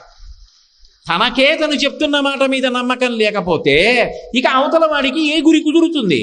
బ్రాహ్మణుడికి ఆ శ్రద్ధ ఉన్నది, ఆ గురి ఉన్నది. అందుకు శంకర భగవత్పాదుడి శ్రద్ధ అన్న మాటకి శాస్త్రస్య గురువాక్యస్య సత్యబుద్ధ్యావధారణ సా శ్రద్ధ కలితా సిద్ధి యా వస్తూపలభ్యతే అంటారు. ఆ విశ్వాసం ఉన్నది, చేశాడు, అనుగ్రహింపబడ్డాడు. బ్రాహ్మణుని యందు 4వ వర్ణం వారికి శ్రద్ధ ఉన్నది, ఆయన బ్రాహ్మణుణ్ణి నమ్మాడు, అనుగ్రహింపబడ్డాడు. ఇలా వచ్చింది రా అబ్బాయి కథ. కల్పన చెప్తున్నారు నారాయణమూర్తి. అంటే మీరు కూడా అలా ఉండండి. అందరూ అలా చక్కగా ఒక శరీరంలో అంగప్రత్యంగములు ఎలా ఉంటాయో అంత ప్రేమతో కలిసి ఉండండి. ఇది చెప్తున్నారు ఆయన. ఎంత విశాల బుద్ధితో చెప్పిన వ్రతం, ఎంత కారుణ్యంతో, ఎంత దయతో చెప్పినటువంటి వ్రతం. ఎవరికీ అధికార భేదం లేకుండా అందరూ పాటించడానికి యోగ్యతనిచ్చినటువంటి వరం. అందుకే దంపతులుగా కూడా కాదు, ఒక్కళ్ళుగా చేసిన అనుగ్రహింపబడిన వ్రతం. అందుకే కథాంతర్భాగంగానే కష్టం వస్తే భర్త పక్కన లేకుండా వ్రతం చేసేసింది లీలావతి. చూడండి, అక్కడికి 2వ అధ్యాయం పరిసమాప్తి. ఎన్ని మాటలు మీరు ఆ కథ వినండి, అందులోంచి నెగడులో కర్ర పెట్టి తోస్తే నిప్పు రవ్వలు ఎలా పైకి రేగుతాయో అలా ఎన్నో కొత్త విషయాలు వస్తాయి. నేను మీకు యథార్థం చెప్తున్నా, గొప్పగా చెప్పట్లా. ఒక్క సత్యనారాయణ వ్రత కథ వేదాంతర్గతమైన విశేషములు అని చెప్తే 3 నెలలు చెప్పినా సరిపోదు. నేను విహంగ వీక్షణంగా చెప్తున్నానంతే. అన్ని రహస్యాలు చొప్పించారు ఆ కథల్లోకి. అందుకు వినండి వినండి వినండి అని మళ్ళీ మళ్ళీ మళ్ళీ మళ్ళీ చెప్తారు ఆ కథ. ఎన్ని మాటలు విన్నా కొత్త విషయాలు ప్రచోదనమవుతాయి. ఓ ఇలా బ్రతకాలని అర్థం అవుతుంది. ఇక మూడవ కథ దగ్గరికి వచ్చేటప్పటికీ తుంగధ్వజుడు అనే ఉల్కాముఖుడు అనేటటువంటి రాజు, ఆయన భద్రశీల అనబడేటటువంటి నది. నేను మీతో మనవి చేశా కదా, కొన్ని పేర్లు చెప్తారు, కొన్ని పేర్లు చెప్పరు. ఆ చెప్పకపోవడంలో కూడా విశేషం. ఉల్కాముఖుడు, ఉల్కా అంటే కాంతిపుంజం, అంత కాంతిపుంజము వంటి ముఖము కలిగినటువంటి వాడు. ఏమిటి దాని అర్థం అంటే క్షాత్ర ధర్మం ఎరిగిన ఉండడమే ఆయన యొక్క కాంతికి కారణమై ఉన్నది. ఏమిటి ఆ క్షాత్ర ధర్మం అంటే ఒక క్షత్రియుడికి మొట్టమొదట ఉండవలసిన నమ్మకం దేని మీద అంటే శాస్త్రం మీదే. అందుకే చూడండి, రామరాజ్యం అంటుంటారు. రామరాజ్యం అంటే రాముడు వచ్చి పరిపాలిస్తేనే రామరాజ్యం అవుతుందండి అని నేను అన్నాను అనుకోండి, మళ్ళీ రామావతారం వస్తే తప్ప రామరాజ్యం రాదు. కానీ రాముడి రాజ్యం రామరాజ్యమై అందరూ ప్రజలు సుఖపడ్డారంటే కారణమేమి అంటే రామరాజ్యంలో రాముడు రాజ్య పరిపాలన చేసినప్పుడు ఆయనకి ప్రమాణం ఏది అంటే శాస్త్రము ప్రమాణము. అందరూ చెప్పిన మాటలు వింటాడు. ఆఖరణ రాముడు ఏమంటాడంటే రామాయణంలో శాస్త్రం ఇలా చెప్పింది కాబట్టి నేను ఇలా చేస్తానంటాడు. శాస్త్రము ప్రమాణము, తస్మాత్ శాస్త్రం ప్రమాణం తే కార్యాకార్యం వ్యవస్థితం. శాస్త్రమును ప్రమాణముగా చేసుకుని ఎప్పుడు ఎక్కడ ఎవరు పరిపాలన చేసినా అది రామరాజ్యం అవుతుంది. ఆయన ధర్మం ఏమిటి అంటే క్షత్రియ ధర్మాన్ని పాటిస్తాడు. అందుకే ఆయన నదీ తీరంలో చేస్తున్నాడు ఈ వ్రతాన్ని. అంటే దేశకాలముల యందు ధర్మాన్ని పాటించాడు. నేను చక్రవర్తిని, నేనో నదీ తీరానికి వెళ్ళి చేసుకోవడం ఏమిటి? అంతఃపురంలో ఇంత వైభోగం ఉంటే ఇందులో చేసుకోలేనా? ఇక్కడికే రమ్మనండి బ్రాహ్మణ మండల్ని అనలేదు. తాను నదీ తీరానికి వెళ్ళాడన్న మాటకు అర్థం ఏమిటి? మహారాజా అంతఃపురంలో కూర్చుని చేయడం కాదు, నదీ తీరానికి రా, ఇక్కడ చేస్తే మంచిది అన్నాడు. ఇంటి పురోహితుడు తప్పకుండా అవతల వస్తున్నాను అన్నాడు. అంతే అని భార్యాసమేతుడై వెళ్ళి వ్రతం చేస్తున్నాడు. ఇది పడవలో వర్తకం కోసం వెళ్ళిపోతున్నటువంటి సాధువు అని పేరు కలిగినటువంటి ఒక శిష్యుడు చూశాడు. ఆయన దిగొచ్చి ఒక మాట అడిగాడు. అందులో ఒక విశేషం చెప్పారు. గొప్ప ధర్మం ఎరిగిన వాడు, సంతతము దేవాలయ దర్శనం చేసేటటువంటి వాడు, భక్తి తత్పరుడైనటువంటి ఉల్కాముఖుడు చేస్తున్నాడు. భద్రశీల అన్నది పేరు. భద్రశీల అంటే సమస్త భద్రతని ఇవ్వడము స్వభావమైనటువంటి నది. ఒక్కొక్క నదికి ఒక్కొక్క అధిష్టాన దేవత ఉంటారు. ఆ అధిష్టాన దేవత కొంతమందికి దర్శనమిస్తారు. అలాగే నగరాలకి అధిష్టాన దేవతలు ఉంటారు. ఒకానొకప్పుడు రామచంద్రమూర్తి అవతార పరిసమాప్తి అయిపోయిన తరువాత కుషుడు రాజ్యాన్ని విడిచిపెట్టి ఆ రాజధానిని విడిచిపెట్టి వేరొక చోటకి వెళ్ళి పడుకుంటే అయోధ్యానగర అధిష్టాన దేవత ఆయనకి కనపడింది. నువ్వు మహారాజువి, ఇక్కడికి ఎందుకు వచ్చావు అని కనపడింది. నగరానికి అధిష్టాన దేవతలు ఉంటారు. అందుకే ఏదైనా ఊరు విడిచిపెట్టి వెళుతున్నాం అనుకోండి, పొలిమేర దాకా వెళ్ళిన తర్వాత అధిష్టాన దేవతకి నమస్కారం చేస్తాం. నేను అన్నవరం వస్తున్నాను అనుకోండి, ప్రతిరోజు కారులో వస్తున్నా కాకినాడ పొలిమేర దాటుతుండగా కారులో చెప్పులు ఇప్పి ఓసారి అమ్మవారికి నమస్కారం చేస్తా. అమ్మ, ఊరి పొలిమేర దాటుతున్నా, ప్రవచనం కోసం పెడుతున్నా, నన్ను మళ్ళీ క్షేమంగా తీసుకురామ్మా అంటాను. మళ్ళీ పొలిమేర దగ్గరికి వెళ్ళేటప్పటికీ మళ్ళీ చెప్పులు ఇప్పి మళ్ళీ అమ్మకి నమస్కారం చేస్తా. అమ్మ, నన్ను క్షేమంగా తీసుకొచ్చావు, నన్ను ఇలాగే కాపాడుతూ ఉండంటాను. ఊరి అధిష్టాన దేవతకి నమస్కారం చెయ్యకుండా పొలిమేర విడిచిపెట్టకూడదు, పొలిమేర లోపలికి ప్రవేశించకూడదు అన్నది శాస్త్రవాక్కు. కాబట్టి ఆయన ఏం చేస్తున్నాడు? ఆ ధర్మనిరత కలిగిన వాడు, అందుకు చేస్తున్నాడు. నదీ తీరం అంతఃపురంలో చేసుకోలేడా? చెయ్యలేదు. నదీ తీరం అంతకన్నా శ్రేష్టము అయినప్పుడు అక్కడే చేస్తాడు. అంటే ఇప్పుడు దేని మీద నమ్మకం? శాస్త్రం మీద నమ్మకం. పునః పునః పునః కథ దేని మీద ఉంచుకుంటోంది?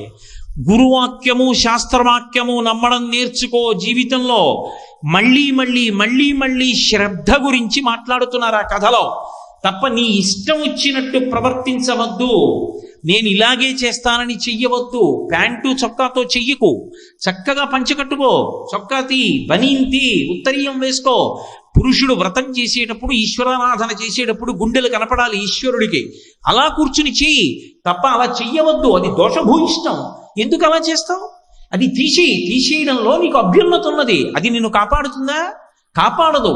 ఎలా శాస్త్రము పలికిందో అలా చేసిన నాడు నీకు అభ్యున్నతి కలుగుతుంది. శ్రద్ధ అన్న మాట మీద ఊంచుకుంటోంది కథ అన్నది మీరు గమనించాలి అక్కడ. అది కేవల కథ కాదు, వేదాంతర్గతమైన ఎన్నో విషయములకు ఆటపట్టు సత్యనారాయణ స్వామి వారి వ్రతకథ. కాబట్టి ఇప్పుడు ఆయన భద్రశీలా నదీ తీరంలో చేస్తున్నాడు. ఈ సాధు వచ్చాడు, ఎందుకు చేస్తున్నావు అని అడిగాడు. అంటే ఆయన కామ్యంగా చేస్తాడు ఇది చేసిన. అంటే నాకు ఈ కోరిక తీరుతుందా అంటే కించిత్ వ్యాపార ధోరణి ఉంది. అయితే ఒక కోరిక తీరాలని భగవంతుడి దగ్గర అనుష్ఠానం చెయ్యొచ్చా? నాకేదో కోరిక అంటే నేను అమెరికా అధ్యక్షుడిని అవ్వాలంటే పేరాశ, అసలు ఉండకూడని కోరిక. నాకు మనవడు పుట్టాలనో కోరిక ఉంది, నా కొడుకు పుట్టాలని తప్ప నా వంశం నిలబడాలని నేను కోరుకోకూడదా? అది అవసరం, ఉండాలి తప్ప అలా లేకుండా ఉండకూడదు. అప్పుడు దాన్ని అవసరం అంటారు తప్ప కోరికే అనరు. దాన్ని భగవంతుడికి చెప్పవచ్చు, తప్పు లేదు. నేను చెప్పడం ఏమిటి? ఈశ్వరుడు ఒప్పుకున్నాడు. ఆర్తో జిజ్ఞాసురర్థార్థీ జ్ఞానీ చ భరతర్షభ, ఈ నలుగురు నా దగ్గరికే వస్తారా అని చెప్పాడు. ఆర్తి కలిగిన వాడు జిజ్ఞాసువు, డబ్బు కావాలనుకున్నవాడు, జ్ఞానము కావాలనుకున్నవాడు నన్ను ఆశ్రయిస్తాడన్నాడు. ఒక అవసరం తీరకపోతే ఎవరికి చెప్పుకుంటామండి? పరమేశ్వరుడికి చెప్పకపోతే ఆయనకే చెప్పాలి, అది తప్పేం కాదు. కానీ అన్ని వేళలా దాని ఒక్కదాని కోసమే వెళ్ళకూడదు, భక్తితో సంతోషంతో కూడా వెళ్ళాలి. నాన్నగారి దగ్గరికి వెళ్ళి అవసరాలు చెప్పచ్చు, కానీ ఏ అవసరం లేకపోయినా నాన్నగారికి ప్రేమతో కాళ్ళు ఒత్తడానికి కూడా ఒక్క రాత్రైనా కూర్చోవాలిగా. అవసరం ఉంటేనే నాన్నగారి దగ్గరికి వెళ్తావా? అవసరం లేకపోయినా నాన్నగారి కాళ్ళు పట్టుకోవాలి కదా. దాని తాత్పర్యాన్ని అలా తీసుకోవాలి. కాబట్టి అప్పుడు అది భక్తి, పండిన భక్తి అవుతుంది. అప్పుడు అసలు మనం అడగక్కర్లేదు. ఏరా అని తండ్రి అడిగిస్తాడు. అది బాగా పరిణితి చెందుతున్నటువంటి భక్తి. కాబట్టి ఇప్పుడు ఆయన అన్నాడు, నాకు సంతానం కావాలి, అందుకు వ్రతం చేస్తున్నాడు. అంటే నాకు సంతానం కలిగితే చేస్తానం లేదు, నాకు సంతానం కలిగి తీరుతుంది ఈ వ్రతం చేశాక. ఈశ్వరానుగ్రహం కలిగాక ఎందుకు కలగదు నాకు పుత్ర సంతానం? కాబట్టి ఏదో పుత్ర సంతానం కలగడం కాదు, వంశోద్ధారకుడు, మంచి క్షాత్రధర్మం ఉన్నవాడు, వంశమును తరింప చేయగలిగిన వాడు కావాలి. అటువంటి వంశాంకురము ఈశ్వరానుగ్రహము చేత కలుగుతుంది. కాబట్టి ఇప్పుడు ఆయనకి పిల్లలు పుడితే చేస్తానంట లేదు, ఈ వ్రతం చేస్తున్నాను పుడతారన్నాడు. అంటే ఇది పరిపూర్ణ విశ్వాసం. పరిపూర్ణ విశ్వాసంతో వ్రతం చేస్తున్నాడు. విన్నాడు సాధువు. ఆయన వైశ్యుడు. అంటే వైశ్యుడైనంత మాత్రం చేత అందరికీ అటువంటి ఆలోచన వస్తుందని చెప్పడానికి వీలు లేదు. చూడండి, అదే చమత్కారం. ఆయన పేరేమి? సాధువు. సాధు అంటే ఏమిటి? శాస్త్రము మీద అపారమైన నమ్మకం ఉన్నవాడిని సాధు పురుషుడు అంటారు. అందుకే భాగవతంలో శుద్ధ సాధులందు శురలందు శృతులందు గోవులందు విప్రకోటియందు ధర్మ పదవియందు తవిలి నాయందు వాడెన్నడలుగు నాడే హింస పొందు అంటారు శ్రీ మహావిష్ణువు. సాధువు అంటే శాస్త్రమునందు పరిపూర్ణమైన విశ్వాసం ఉన్నవాడు. ఈ కథలో ఉన్న చమత్కారం ఏమిటో తెలుసా? పేరుని బట్టి అవతలవాడి సమర్థత చెప్పడం సాధ్యం కాదు. ఎందుచేత? మరోలా అనుకోకండి, నన్ను చూపించి శాస్త్రి గారండి ఆయన అన్నారు అనుకోండి, నాకు ఏ శాస్త్రము రాదు, నేనే శాస్త్రిని. శాస్త్రి అంటే శాస్త్రం ఎరిగినవాడు శాస్త్రి. నన్ను చూపించి ఈయన శాస్త్రి గారండి అంటే, కోటేశ్వర శాస్త్రి గారండి ఈయన అన్నారు అనుకోండి, ఆ శాస్త్రి అన్న మాట నాకు ఎలా అన్వయం అవుతుంది? నాకేమొచ్చు? శాస్త్రి అన్న మాట నన్ను పిలిచినా, ఎవడో శాస్త్రి గారు ఇలా రండి అన్నా కూడా అది నాకు ఎలా అన్వయం అవదో, నా పేరులో శాస్త్రి అని ఉన్నా నేను ఎలా కాలేకపోయానో అలా పేరున్నంత మాత్రాన కూడా ఉంటుందని అనుకోవద్దు. అలా లేదని ఉండదని అనుకోవద్దు. పేరుని బట్టి ఉండదు. దీన్నే బహుశా తరువాతి కాలంలో all that glitters is not gold అన్న ప్రొవెర్బ్ ఇంగ్లీష్లో తీసుకొచ్చారేమో. మెరిసేదంతా బంగారం కాదు. పేరు సాధువు, లోపల శాస్త్రమునందు విశ్వాసము పూర్ణత్వంతో లేదు. కాబట్టి ఆయన ఏమన్నాడంటే, నాకు సంతానము కలిగితే చేస్తాను. ఆయన సంతానము కలుగుతుంది ఈశ్వరానుగ్రహం కోసం చేస్తున్నాడు. అంటే ఆయనకి అపనమ్మకం లేదు. కలడందురు దీనుల ఎడ కలడందురు పరమయోగి గణముల పాలిన్ కలడందురు అన్ని దిశలను కలండనడు వాడు కలడో లేడో కొద్దిగా అనుమానం. అందుకని కలిగితే చేస్తాను. చటుక్కన చేసేస్తే డబ్బు అనవసరంగా ఏమైపోతే ఓ చిన్న అనుమానం లోపల. అంటే పూర్ణ విశ్వాసం కాదు, పేరు సాధువు. అయినా చూశాడు ఈశ్వరుడు. అంటే ఈయన ఈ మాట మాత్రం ఎందుకన్నాడు అంటే పెళ్ళి చాలా కాలం అయింది, పిల్లలు లేరు. ఇప్పుడు ఆయన చూశాడు, పోన్లేరా, ఆయన దయామయుడు కదూ, నాలా కఠినంగా కూడా మాట్లాడు కదా ఆయన. అందుకని ఆయన అన్నాడు, పోన్లే, పాపం మనసులో బాధపడి కదూ, స్వామి బిడ్డ పుడితే నీకు వ్రతం చేస్తానన్నాడు కదూ, సంతానము కలిగితే అన్నాడు కదూ, ఇతను చేసినటువంటి పాపకర్మల వలన ఇతనికి సంతానము కలగకూడదు. నేనేం చెయ్యాలి ఇప్పుడు? కనీసంలో కనీసం బాధపడుతున్నాడు కాబట్టి పుత్రిణ సంతు పౌత్రిణ.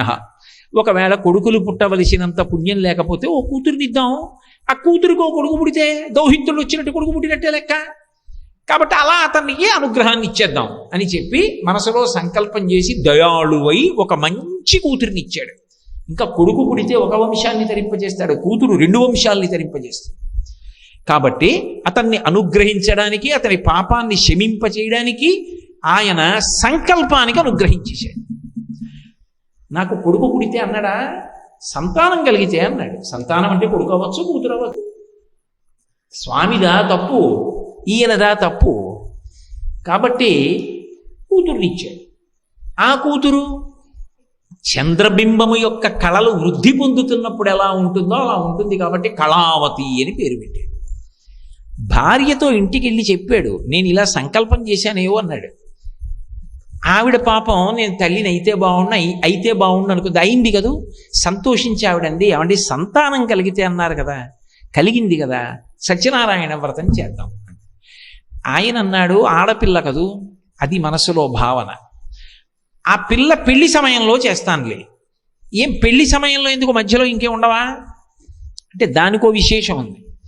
ఆడపిల్ల పెళ్లి చేసేటప్పుడు కన్యాదానానికి పూర్వాంగంగా చాలా వాటిని శాస్త్రం నిర్దేశించింది. అందులో దశదానములు చేసి కన్యాదానం చేయాలి సమర్థత ఉన్నవాడైతే. ఈశ్వర, నాకు ఆడపిల్లనిచ్చారు కానీ దశదానములు చెయ్యగలిగినంత శక్తి నాకు ఇవ్వలేదండి మీరు, అందుకని దశదానములకు తుల్యముగా చేస్తున్నానని చెప్పవలసి వస్తే గుమ్మడి పండు మీద గంధపు చెక్కెడతారు. 200 ఎకరాల పొలం ఉండి గుమ్మడి పండు మీద గంధపు చెక్కెట్టకూడదు, దశదానాలు చెయ్యాలి, వెళ్ళాలి ఆడపిల్ల కన్నా ముందు. కాబట్టి అప్పుడు కొన్నిటిని కలిపితే విశేష ఫలితం వస్తుంది. అందుకని అప్పుడు చేస్తారు వ్రతం. పాపం ఆవిడ ప్రేమతో అర్థం చేసుకుంది, అందుకే ఇంకొక మాట ఆవిడ మాట్లాడాల. అలాగే అంటే ఆడపిల్ల పుట్టిందన్న చిన్న బుద్ధి ఏమీ లేదు నా భర్త మనసులో, సంతోషంతో ఆమె అభ్యున్నతిని కోరుతున్నాడని ఊరుకుంది.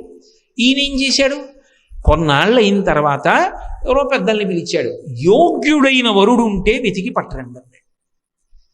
చిత్రం ఏమిటో తెలుసా, ఆ షావుకార వర్తకుని యొక్క అల్లుడి పేరు చెప్పలేదు.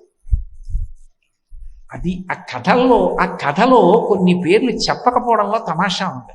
బుద్ధి మంచిదైతే పేరు ఎందుకండి, పేరు మంచిదైతే మాత్రం బుద్ధి మంచిది కానప్పుడు చెప్పి ప్రయోజనం ఏంటండి. అందుకే అల్లుడి పేరు చెప్పలేదు. కానీ తీసుకొచ్చిన వాళ్ళు ఎవరు, పెద్దలంటే ఎవరు, బుద్ధి కలిగిన వాళ్ళు. వాళ్ళు ఎవరిని తీసుకొస్తారు, బుద్ధి ఉన్నవాడినే తీసుకొచ్చారు. బుద్ధి ఉన్నవాడిని తీసుకొచ్చారని మీకు ఎలా తెలుసుకోటేసారంటారేమో. అగ్ని పరీక్ష లాంటి ఓ సందర్భంలో అల్లుడే మామకన్నా తెలివైన వాడని తెలుస్తుంది. కాబట్టి ఆ పిల్లాన్ని తీసుకొచ్చారు, పెళ్లి చేసేశాడు, అయిపోయింది. వ్రతం చేయలేదు, వదిలిపెట్టేశాడు. ఎందుకని, మనసులో ఏదో భావన ఉంది, అందుకని వదిలేశాడు. వదిలేసి అయిపోయిందిగా మన అవసరం అంతా, కూతురు పెళ్లి కూడా చేసేసాం కదా, భగవంతుడు బహుశా నా భక్తికే సంతోషించేసి ఉంటాడు, ఇప్పుడు మళ్ళీ అదంతా ఎందుకు అల్లరి అనుకున్నాడు, వదిలిపెట్టేశాడు. అయిపోయింది. ఈశ్వరుడు అలా చూస్తూనే ఉంటాడు. ఇక్కడ మీరు నన్ను ప్రశ్న ఇచ్చి, ఏమంటే ఒక్క వ్రతం చేయకపోతే తక్కువ వచ్చిందండి, అన్నవరంలో ఇన్ని వ్రతాలు అవుతున్నాయి కదా, ఊరుకోవచ్చు కదా సత్యనారాయణ స్వామి. ఆయనకి కావలసింది వ్రతం కాదు, కర్మ కాదు, ఆయనకి కావలసింది ఆయన్ని బాగు చేయడం కావాలి. అయ్యో నా వ్రతం బరువు అనుకుంటాడేమిటి పిచ్చాడు, ఇంకా ఇంకా ఇంకా వృద్ధిలోకి తీసుకురావడానికి ఓ కర్మ చేయిద్దామని నేను అనుకుంటాను, చేయను మొర్రు అని పరిమితాడేమిటి. అది ఆయన దయ తప్ప పాడు చేయడం ఆయన ఉద్దేశ్యం కానే కాదు. అందుకు చూస్తున్నాడు, చూడరా వీడి తమాషా, ఇన్నిచ్చాను, నా వ్రతం బరువు అయింది, అది చేస్తే ఇంకెన్నిద్దినో వీడికి ఈ బుద్ధి కుదరట్లేదురా ఎలా అని చూస్తున్నాడు. ఈయన అల్లుడిని కూడా తీసుకుని వర్తకానికి వెళ్ళాడు. అంటే ఇంటి దగ్గర ఎవరు ఉండిపోయారు, భార్య కూతురు ఉండిపోయారు. అల్లుడిని కూడా తీసుకుని వర్తకానికి వెళ్ళాడు. అంటే మీకు ఏమర్థం అవుతుంది దీన్ని బట్టి, ఇల్లరికం వచ్చాడు ఇంచుమించు అల్లుడు. లేకపోతే తన ఊరు పోయి తాను వర్తకం చేయొద్దు, మామగారితో కలిసి వర్తకానికి బయలుదేరాడు. ఇద్దరూ కలిసి ఎక్కడికి వెళ్ళారు, రత్నసానుపురానికి వెళ్ళారు. దాన్ని పరిపాలించేవాడు చంద్రకేతు మహారాజు. మీకు ఆ పేర్లలోనే తెలియట్లేదండి, చంద్రుణ్ణి కేతువు పట్టుకుంటాడు, శాశ్వతంగా కాదు, కొద్దిగా వదిలిపెట్టేస్తాడు తర్వాత. కాబట్టి అది రత్నసానుపురం అంటే బాగా పదును పెడితేనే రత్నానికి శోభ. ఇప్పుడు పదును ఎక్కిస్తారు సాధువుని, నిజమైన సాధువుని చేస్తాడు ఈశ్వరుడు. ఎక్కడికి వెడితే జరుగుతుందో అక్కడికి వెళ్ళాడు. కాబట్టి తాత్కాలికంగా గ్రహణం పడుతుంది, కానీ వదిలిపెట్టేస్తుంది, బింబం ప్రకాశిస్తుంది, బెంగ పెట్టుకోకు. పేర్లలో ఎంత సంకేతం అండి. వెళ్ళాడు, వర్తకం చేద్దాం అనుకున్నాడు, నదిని దాటాడు, ఆవతల ఊర్లో దిగాడు, ఇంకా మొదలుపెట్టలేదు. ఈలోగా ఆ రోజు రాత్రి మహారాజు గారి కోటలో దొంగలు పడ్డారు. ఆ దొంగలు ధనాన్నంతటినీ తీసుకుని పారిపోతుంటే రక్షక భటులు వెంటబడ్డారు. ఆ పారిపోతున్న దొంగలు చేతిలో మూటలుంటే పట్టుకుంటారని ఊరు చివరికి వెళ్ళి పడవలోంచి ద్రవ్యాలన్నీ దింపుకుని అక్కడ పడుకున్నటువంటి ఈ మామ అల్లుళ్ళ యొక్క సంబారాల మధ్యలో ఈ ధనపు మూటలు బారేసి వాడు పారిపోయారు. వాళ్ళు రాగానే ముందు ధనం కనబడింది. ఎవర్రా ఇక్కడ అన్నారు, వీళ్ళిద్దరు కనబడ్డారు, విదేశస్తులు కదా, కాబట్టి మాట యాస ఉంటుంది, నదీ తీరంలో ఉన్నారు, పడవ ఉంది, సంబారాలు ఉన్నాయి, కాబట్టి ఇదంతా కూడా దొంగ సత్తు అయి ఉంటుంది, ఇలాగే ఎత్తుకొచ్చి ఉంటారు ఎక్కడి నుంచో. ఇదిగో మనం ఒక్క 10 నిమిషాలు ఆలస్యం అయితే పట్టుకుపోతారు అనమాట, నది దాటే ఎదురు చీకట్లో. వెంటనే పట్టుకున్నారు, రాజుగారి దగ్గరికి తీసుకొచ్చారు. సాక్ష్యం వాళ్ళ దగ్గర దొరికింది కదా, వీళ్ళని కారాగారంలో పారైందంట, అందులో పడేశారు. ఉన్న పడవ పోయింది, ధనం పోయింది, వ్యాపారం పోయింది, అల్లుడికి కొత్త కాపరం పోయింది, అన్నీ పోయాయి. తన కళ్ళ ముందు అల్లుడు కారాగారంలో ఉంటే అల్లుడు కాదు ఎదురుగుండా కనపడుతున్నవాడు కూతురు కనపడుతోంది ఆయనకి. అది అసలు రహస్యం. ఊరే ఊరే ఊరే దాని సుఖాన్ని నేను కదరా చేతులారా పాడు చేసేసాను, వచ్చిన వాడిని నేను ఒక్కడిని వచ్చిన పోయేది, ఇతన్ని తీసుకొచ్చాను అనవసరంగా. పాపం ఇప్పుడు పిల్ల ఎంత ఏడుస్తోందో, మా ఆవిడెంత ఏడుస్తోందో. ఈ అల్లుడు నన్నెందుకు తీసుకొచ్చావా బాబు నువ్వు, నా మానాన్ని నేను ఎక్కడికో పోదును కదా అని అన్నాడని కథలో లేదు. అది ఆయన పెద్దరికం. పిల్లవాడు కానీ మామను నిందించలేదు. మామగారు కాలం కలిసి వస్తుందన్నాడు, కారాగారంలో ఉన్నాడన్నది అంతరార్థం. అన్నీ చెప్పక్కర్లా, మీరు శీల వైభవాన్ని కథా గమనాన్ని బట్టి గమనించాలి రామాయణంలాగా.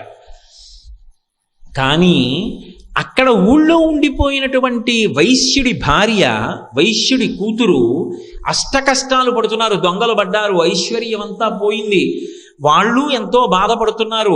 ఆ వైశ్యుడి యొక్క భార్య రోగములు రుష్టుల చేత బాధపడుతోంది. ఆ పిల్ల 10 ఇళ్లలో పని చేసి ద్రవ్యాన్ని తీసుకొస్తోంది. ఒకరోజు రాత్రి కొంచెం ఆలస్యంగా వచ్చింది. ఏమమ్మా తల్లి అన్న తర్వాత మరి సంస్కారం కదా, ఏమమ్మా భర్త చూస్తే ఎక్కడున్నాడో తెలియదు, తిరిగా రాలేదు, కొత్తగా పెళ్ళయింది, నువ్వు ఆ చీకటి పడిన తర్వాత ఆలస్యంగా వచ్చావు, నా మనసు అసలే కుంది ఉంది, నీ నడవడి నన్ను మరింత ఖేద పెడుతోంది, ఎందుకు ఆలస్యమైందని అడిగింది. తల్లి హృదయం గమనించింది కూతురు. ఎంత పవిత్రమైన వాక్కులు చూడండి, ఎక్కడ విలితి ప్రసంగాలు ఉండవు. అంటే మనుష్యుల మనస్సులు మంచివి, కానీ భర్త చేసిన దోషం ఇక్కడ కట్టి కుడుపుతోంది. అంటే ఆ కథ ఏం చెప్తోంది, మా ఆవిడికి పూజలు అలవాటండి, నీ చెయ్యననే అనకు. ఎందుకనంటే పూజ చెయ్యవలసింది భార్య కాదు, ముందు నువ్వు. ధర్మపత్ని సమేతస్య అనుంది, కానీ కల్పంలో ధర్మపతి సమేతస్య అని లేదు. అంటే నువ్వు పూజ చేస్తే నీ కుటుంబానికి శ్రీరామ రక్ష, నువ్వు తప్పు చేస్తే నీ కుటుంబానికి శిక్ష. ఆయన తప్పు చేశాడు, వీళ్ళు బాధపడుతున్నారు. కానీ పాపం ఆవిడ సంస్కారం పోలేదు. ఒక యజమాని గృహస్థాశ్రమంలో ఎలా బ్రతకాలో చెప్పకుండా చెప్తోంది కథ. ఇప్పుడు ఆవిడ అడిగింది, కూతురంది, అమ్మా నేను అలా పని చేసి వస్తూ ఉంటే ఒక బ్రాహ్మణ గృహంలో సత్యనారాయణ వ్రతం జరుగుతోందమ్మా, అది చూసి ఆ కథ విని నా కష్టాలు కూడా పోవాలి, నా భర్త నీ భర్త అంటే నాన్నగారు కనపడాలి అని కోరుకుని ప్రసాదం తెచ్చానమ్మా అంది. తల్లి తింది, తాను తింది. ఆవిడికి గుర్తొచ్చింది, ఓ రేపు సత్యనారాయణ వ్రతం చేద్దాం, మనం వ్రతం చేయలేదు అందుకే ఇన్ని కష్టాలు వచ్చాయి. అంటే ఈశ్వరుడు కష్టాన్ని ఎందుకు ఇచ్చాడంటే, ఈశ్వరుని యందు కృతజ్ఞతా దోషం ఉందనుకోండి కట్టి కుడిపేస్తుంది. ఈశ్వరుని యందే కాదు, మనిషి పాడైపోయేది దేనివల్ల అంటే కృతజ్ఞత వల్ల పాడైపోతాడు. అందుకే రామాయణం కిష్కింధకాండలో లక్ష్మణస్వామి మాట అంటాడు, బ్రహ్మగ్నేచ సురాపేచ చోరే భగ్నవ్రతే తదా నిష్కృతిర్విహితా సిద్భి కృతజ్ఞో నాస్తి నిష్కృతి. బ్రహ్మహత్య చేసిన వాడు, సురాపానం చేసినటువంటి వాడు, చోరే దొంగతనం చేసినవాడు, భగ్నవ్రతే వ్రతం చేస్తానని నీళ్లు ముట్టుకుని వ్రతం చేయకుండా పీటల మించి లేచిపోయినవాడు, వీళ్ళందరికీ కూడా ప్రాయశ్చిత్తం ఉంది. కానీ చేసిన ఉపకారాన్ని మరిచిపోయి అపకారం చేయడానికి సిద్ధపడినవాడు కానీ, లేదా ప్రత్యుపకారం చేయడానికి సిద్ధపడనివాడు కానీ, వాడికి మాత్రం ప్రాయశ్చిత్తం లేదు. కృతఘ్నో నాస్తి నిష్కృతి. భయంకర దోషంలో పడిపోయాడు సాధువు. నేను చేసిన ఉపకారం మరిచిపోయాడు, పతనమైపోతాడు. అలా పతనమైపోకుండా నేను ఒక లీల నడుపుతాను. అందుకే లీలయా వితతం విశ్వం ఏన తస్మై నమో నమః. స్వామి, లీల చేసి మళ్ళీ మమ్మల్ని రక్షిస్తుంటావు కాబట్టి నేను ఒక చిన్న లీల చేస్తాను, చేసి వీళ్ళందరినీ శాశ్వతంగా కాపాడతాను. కష్టం ఇస్తే గుర్తొస్తుంది. ఇప్పుడు ఆవిడికి వ్రతం చెయ్యాలని గుర్తొచ్చింది. వెంటనే రేపే చేస్తాను. ఆవిడ ఎప్పుడైతే వ్రతం చేస్తానని సంకల్పం చేసిందో, ఎప్పుడైతే పదార్థములను తెప్పించుకుని వ్రతం చేసిందో, పరమేశ్వరుడు ప్రీతి చెందాడు. మీ ఆయన చేయలేదుగా అని అడగలేదు. ఆమె చేసిన దేని కొరకు చేసింది? నా కొరకని చేయదు. ఇది సనాతన ధర్మంలో స్త్రీ యొక్క గొప్పతనం.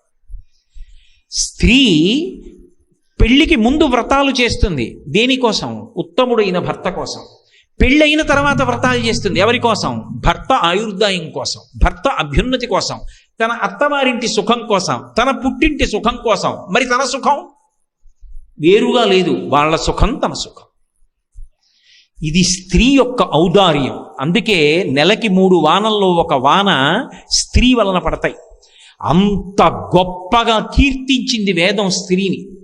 ఉపనయనం పురుషుడికి పెట్టారు. ఎందుకనంటే వాడు ప్రయత్నపూర్వకంగా గాయత్రి చీర అంటే తప్ప వెళ్ళి కూర్చోడు. ఆడదానికి ఉపనయనం పెట్టాల. ఎందుకు పెట్టలేదో తెలుసా?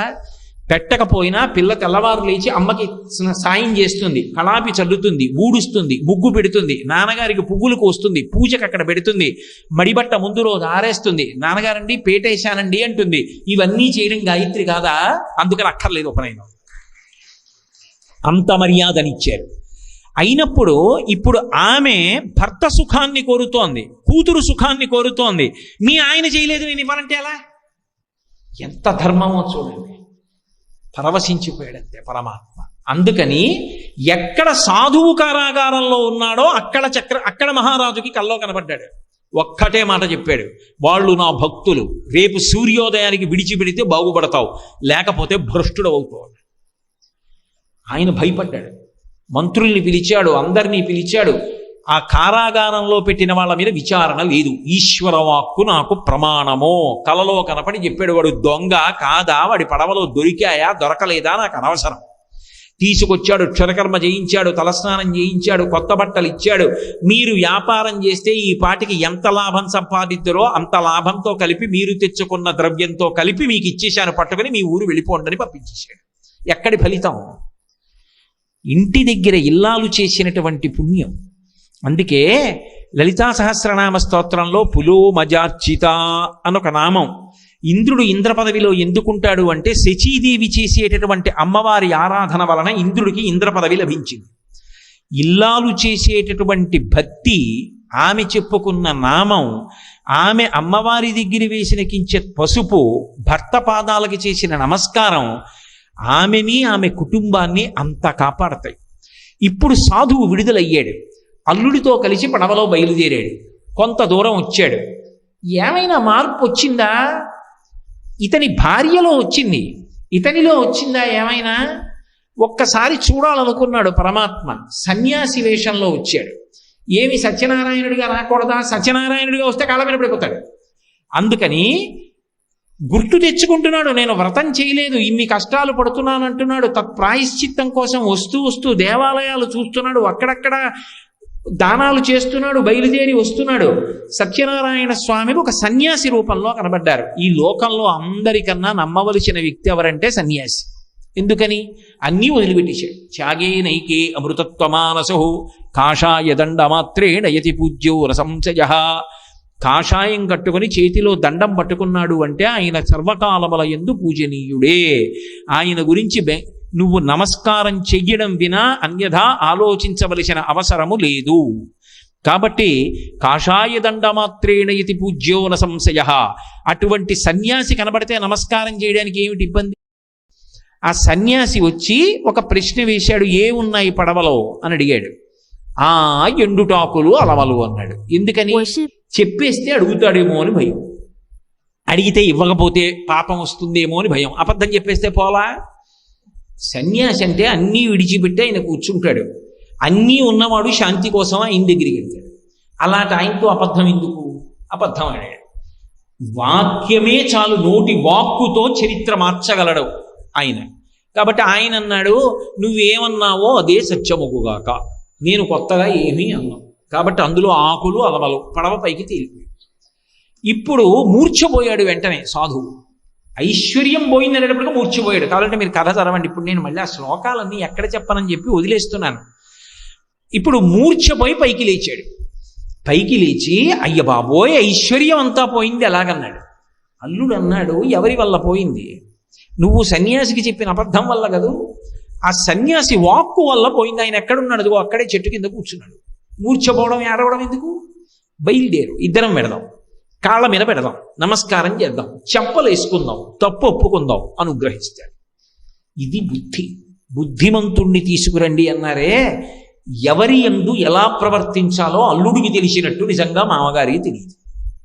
చిన్నవాడైనా బుద్ధి కలిగిన వాడు. ఇంకా వాడికి పేరుతో అవసరం ఏమిటి అసలు? అందుకే పేరు చెప్పలేదు.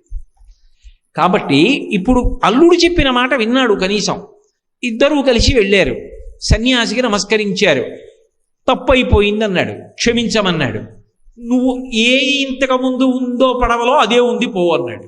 అదే ఉంది. ఇప్పుడు మళ్ళీ ఐశ్వర్యం ఉంది. సంతోషించాడు. అమ్మ బాబోయ్ ఇంటికి వెళ్ళగానే సత్యనారాయణ వ్రతం చేస్తానన్నాడు. గబగబా బయలుదేరాడు. సంతోషంతో బయలుదేరి ఒడ్డు దాకా వచ్చేశాడు. అయిపోయింది అధ్యాయం. ఇప్పుడు అక్కడ లీలావతి తన కూతురుతో కలిసి వ్రతం పూర్తి చేసింది. ఆమె ప్రసాదం పుచ్చుకుంది. కూతురు ఇంకా ప్రసాదం ఒక్కటే పుచ్చుకోలేదు, పుచ్చుకోవాలి. కానీ పడవ వచ్చేసింది, తన భర్త వచ్చాడు, తండ్రి గారు వచ్చారన్న వార్త వచ్చింది. గబగబా పూజ పూర్తి చేసేసి నమస్కారం పెట్టేసి తల్లి ప్రసాదం నోట్లో వేసుకుంది. కూతురు మాత్రం ప్రసాదం నోట్లో వేసుకోకుండా తల్లి కూతురు పరుగున నదీ తీరానికి వచ్చారు. భర్తని చూడాలన్న తాపత్రయం. షావుకారు దిగిపోయాడు కిందకి. పడవ దిగిపోయాడు, ఒడ్డుకు వచ్చేసాడు. కానీ అల్లుడు గారితో ఉన్నటువంటి పడవ మాత్రం నదిలో మునిగిపోయాడు. అందరూ చూస్తుండగా అకస్మాత్తుగా మునిగిపోయింది. అందులో అల్లుడు తేలిపోయాడు. ఆ మునిగిపోతే ఆ పాదుకలు తీసుకుని ఆ కూతురు, అంటే ఆ షావుకారు కూతురు తల మీద పెట్టుకుని, ఆమె పాతివ్రత్యం, ఆమెకి భర్త మీద ఉన్నటువంటి గౌరవం అటువంటిది. సహగమనం చేస్తాను, నేను నీళ్లలోకి వెళ్ళిపోతానని సిద్ధపడుతోంది. వెంటనే అశరీరవాణి వినపడింది. అశరీరవాణి అంటే ఆకాశంలోంచి వినపడింది అని. ఆకాశంలోంచి ఎలా వినపడుతుందండి అంటే దాని అర్థం ఏమిటో తెలుసా? శరీరం ఉంటే వాణి ఉంటుంది, శరీరము లేకపోతే వాణి ఉండదు. ఇప్పుడు నేను ఈ శరీరంలో ఉన్నాను కాబట్టి మాట్లాడుతున్నాను. శరీరం లేనివాడు ఎలా మాట్లాడతాడు? మాట్లాడడం. లోకంలో అశరీరవాణి, ఆకాశవాణి అంటే దాని అర్థం ఏమిటో తెలుసా? వేదము అని అర్థం. వేదమునకు శరీరం ఏముంటుంది? కానీ వేదము చేత చెప్పబడినది ప్రమాణం. కానీ వేదము ఒక స్త్రీ రూపాన్ని ధరిస్తే అమ్మవారికి నమస్కారం చేస్తుంటుంది. శృతి సీమంత సింధూరీకృతపాత అబ్జధూళిక అని. శృతివాక్కు ఆకాశ్ అంటే అంతటా వ్యాపించిన పరబ్రహ్మము అని. పరబ్రహ్మము యొక్క వాక్కు వేదవాక్కు. ఆ వేదమునకు శరీరము లేదు, అది పరమాత్మయే. పరమాత్మ వాక్కు అంటే సత్యనారాయణ స్వామి వారి వాక్కు. అమ్మా నువ్వు వ్రతం చేశావు, ప్రసాద తిరస్కారం చేసి వచ్చావు, అందుకే నీ భర్త పడిపోయాడు నదిలో. ఏమండి ఇంత కష్టపడిందే, ఇంత వ్రతం చేసిందే, ప్రసాదం నోట్లో వేసుకోకపోతే పడవలు ముంచేసేంత శాడిస్టే సత్యనారాయణ స్వామి అని మనకు అనుమానం వస్తుంది. కాదు, పరమ దయాళు. ఎందుకు ఆ లీల నడుపుతున్నాడో తెలుసా? ప్రసాదమునకు మారు పేరేమి అంటే అనుగ్రహము. పులిహార పళ్ళెం బట్ట కప్పి లోపలికి తీసుకెడితే పులిహార, ఈశ్వరుడికి చూపించి పట్టుకొస్తే ప్రసాదం. ప్రసాదమునకు మారు పేరు అనుగ్రహము. ప్రసాద తిరస్కారం అన్న మాటకు అర్థం ఏమిటంటే ఈశ్వరానుగ్రహ తిరస్కారము. మాకు అక్కర్లేదు నీ అనుగ్రహం అని. ఈశ్వరానుగ్రహం అక్కర్లేదన్న వాడికి వాడు ఏదడిగాడో అది దొరకదు. కాబట్టి ఇప్పుడు ఆమె ప్రసాద తిరస్కారం చేసింది, తెలిసో తెలియకో వదిలేసింది, అంటే అనుగ్రహాన్ని వదిలేసుకుంది. కాబట్టి దుఃఖమునకు కారణమై. కాబట్టి ఇప్పుడు పరుగున వెళ్ళింది. వెళ్ళి గబగబా కళ్ళకద్దుకొని ప్రసాదం నోట్లో వేసుకుని మళ్ళీ వచ్చింది. మునిగిపోయిందనుకున్న పడవ అకస్మాత్తుగా పైకి తేలింది. అల్లుడు గారు పైకి తేలారు, చెయ్యిచ్చారు, కిందకి దింపారు, సత్యనారాయణ వ్రతం చేశారు. తదనంతర కాలమునందు ఎప్పుడూ చక్కగా వ్రతం చేస్తూనే ఉన్నారు. ఇహమునందు పరమునందు సంతోషంగా కాలాన్ని గడిపారు. అంటే ఇది నిజానికి జరిగిపోయిన ఒక కథ.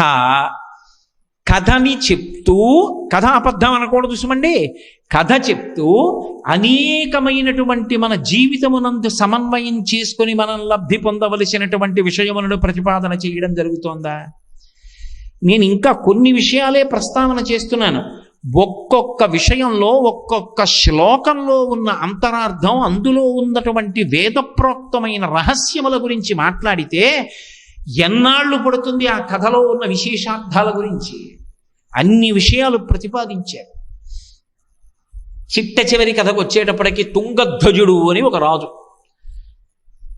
ఆయన ఒకానొకప్పుడు అరణ్యంలోకి వెళ్ళాడు. ఏదో వేటాడాడు, వెళ్ళిపోతున్నాడు. మారేడు చెట్టు కింద కూర్చుని గొల్ల పిల్లలు వ్రతం చేశారు. మారేడు చెట్టు కింది భాగము అంటే అది లక్ష్మీదేవి యొక్క స్థానం. ఆ తల్లి వనస్పత్యైర్భవైర్దివ్యై అని ఆవిడ అక్కడ లక్ష్మీదేవి తపస్సు చేసి మారేడు చెట్టుని సృజించింది. అది పరమ పవిత్రమైన ప్రదేశం.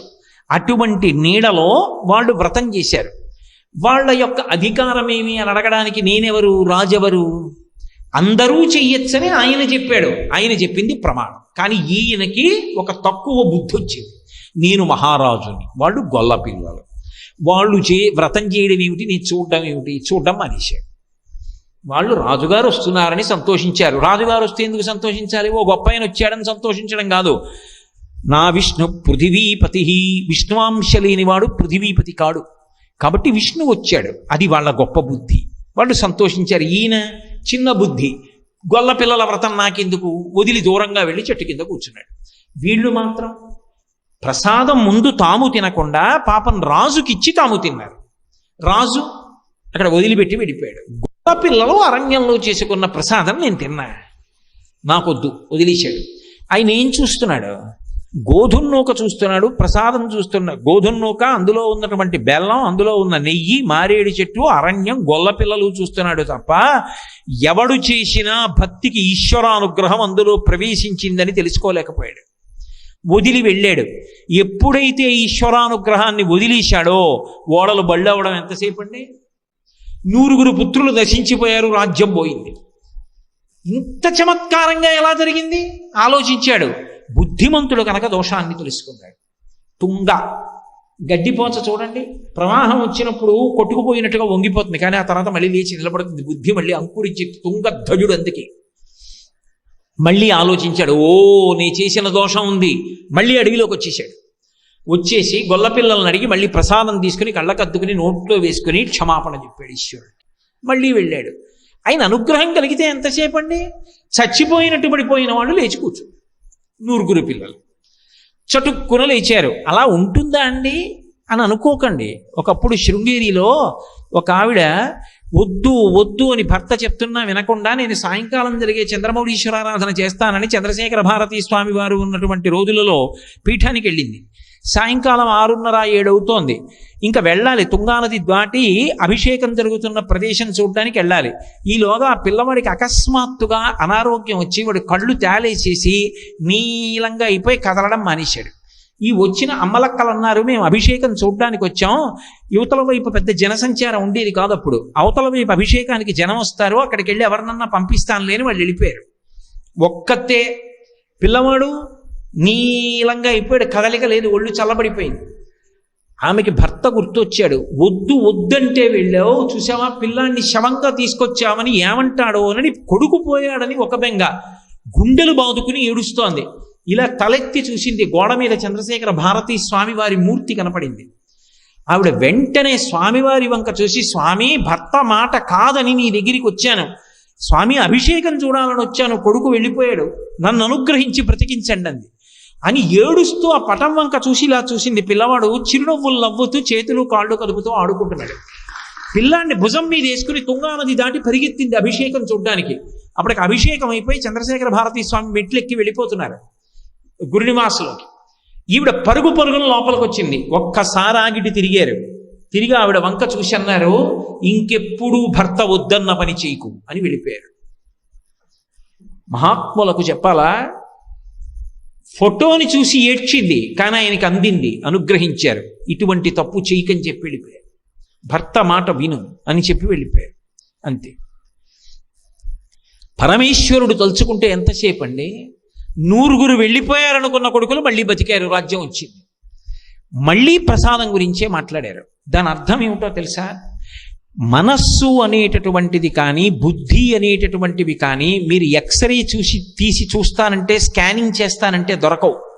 అవి సూక్ష్మ శరీరం అంటారు. మనసు సంకల్ప వికల్ప సంఘాతం. అది ఎప్పుడు ఏవో సంకల్పాలు చేస్తూ ఉంటుంది, వదిలేస్తూ ఉంటుంది. బుద్ధి నిర్ణయం చేస్తుంది. ఈ రెండిటి వల్లే మనిషి జీవితం ఆధారపడి ఉంటుంది. మన ఏవ మనుష్యాణం కారణం బంధమోక్షయోహో. ఆ మనసు వలననే మనిషి తరించినా పాడైపోయినా. అటువంటి మనసులో ఉత్తమ సంకల్పాలు వచ్చాయనుకోండి, ఉత్తమ కర్మలు చేస్తాడు. బుద్ధి పరిపుష్టమైందనుకోండి, మంచి నిర్ణయాలు చేస్తుంది. అందుకే మనం ఏ పని చెయ్యండి, చిట్ట చివర ఏ మంత్రంతో పూర్తి చేస్తామంటే ప్రచోదయాత్ అని గాయత్రితో పూర్తి చేస్తాం. అంటే ఈ చేసిన పని వలన మా బుద్ధులు దైవము వలన ప్రేరేపింపబడుగాక, మంచి ఆలోచనలు వచ్చుగాక.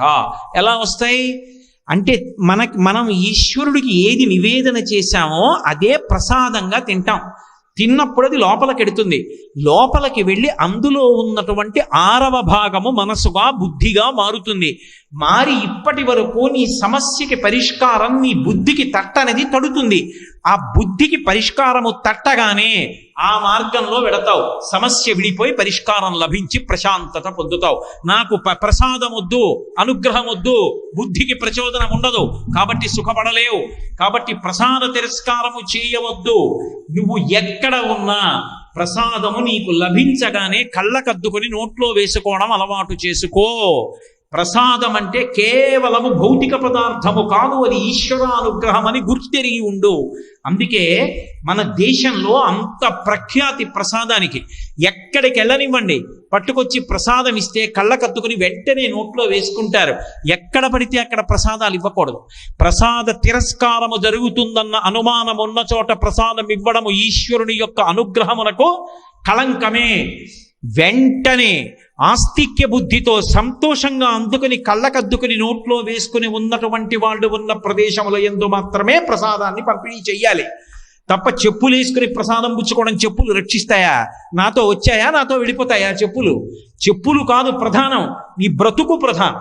కాబట్టి చెప్పులు విప్పి ప్రసాదాన్ని కళ్ళకద్దుకుని నోట్లో వేసుకోవాలి. ఎక్కడ ఎలా ఉండాలో అలా ఉండడం నేర్చుకుంటేనే అభ్యున్నతి.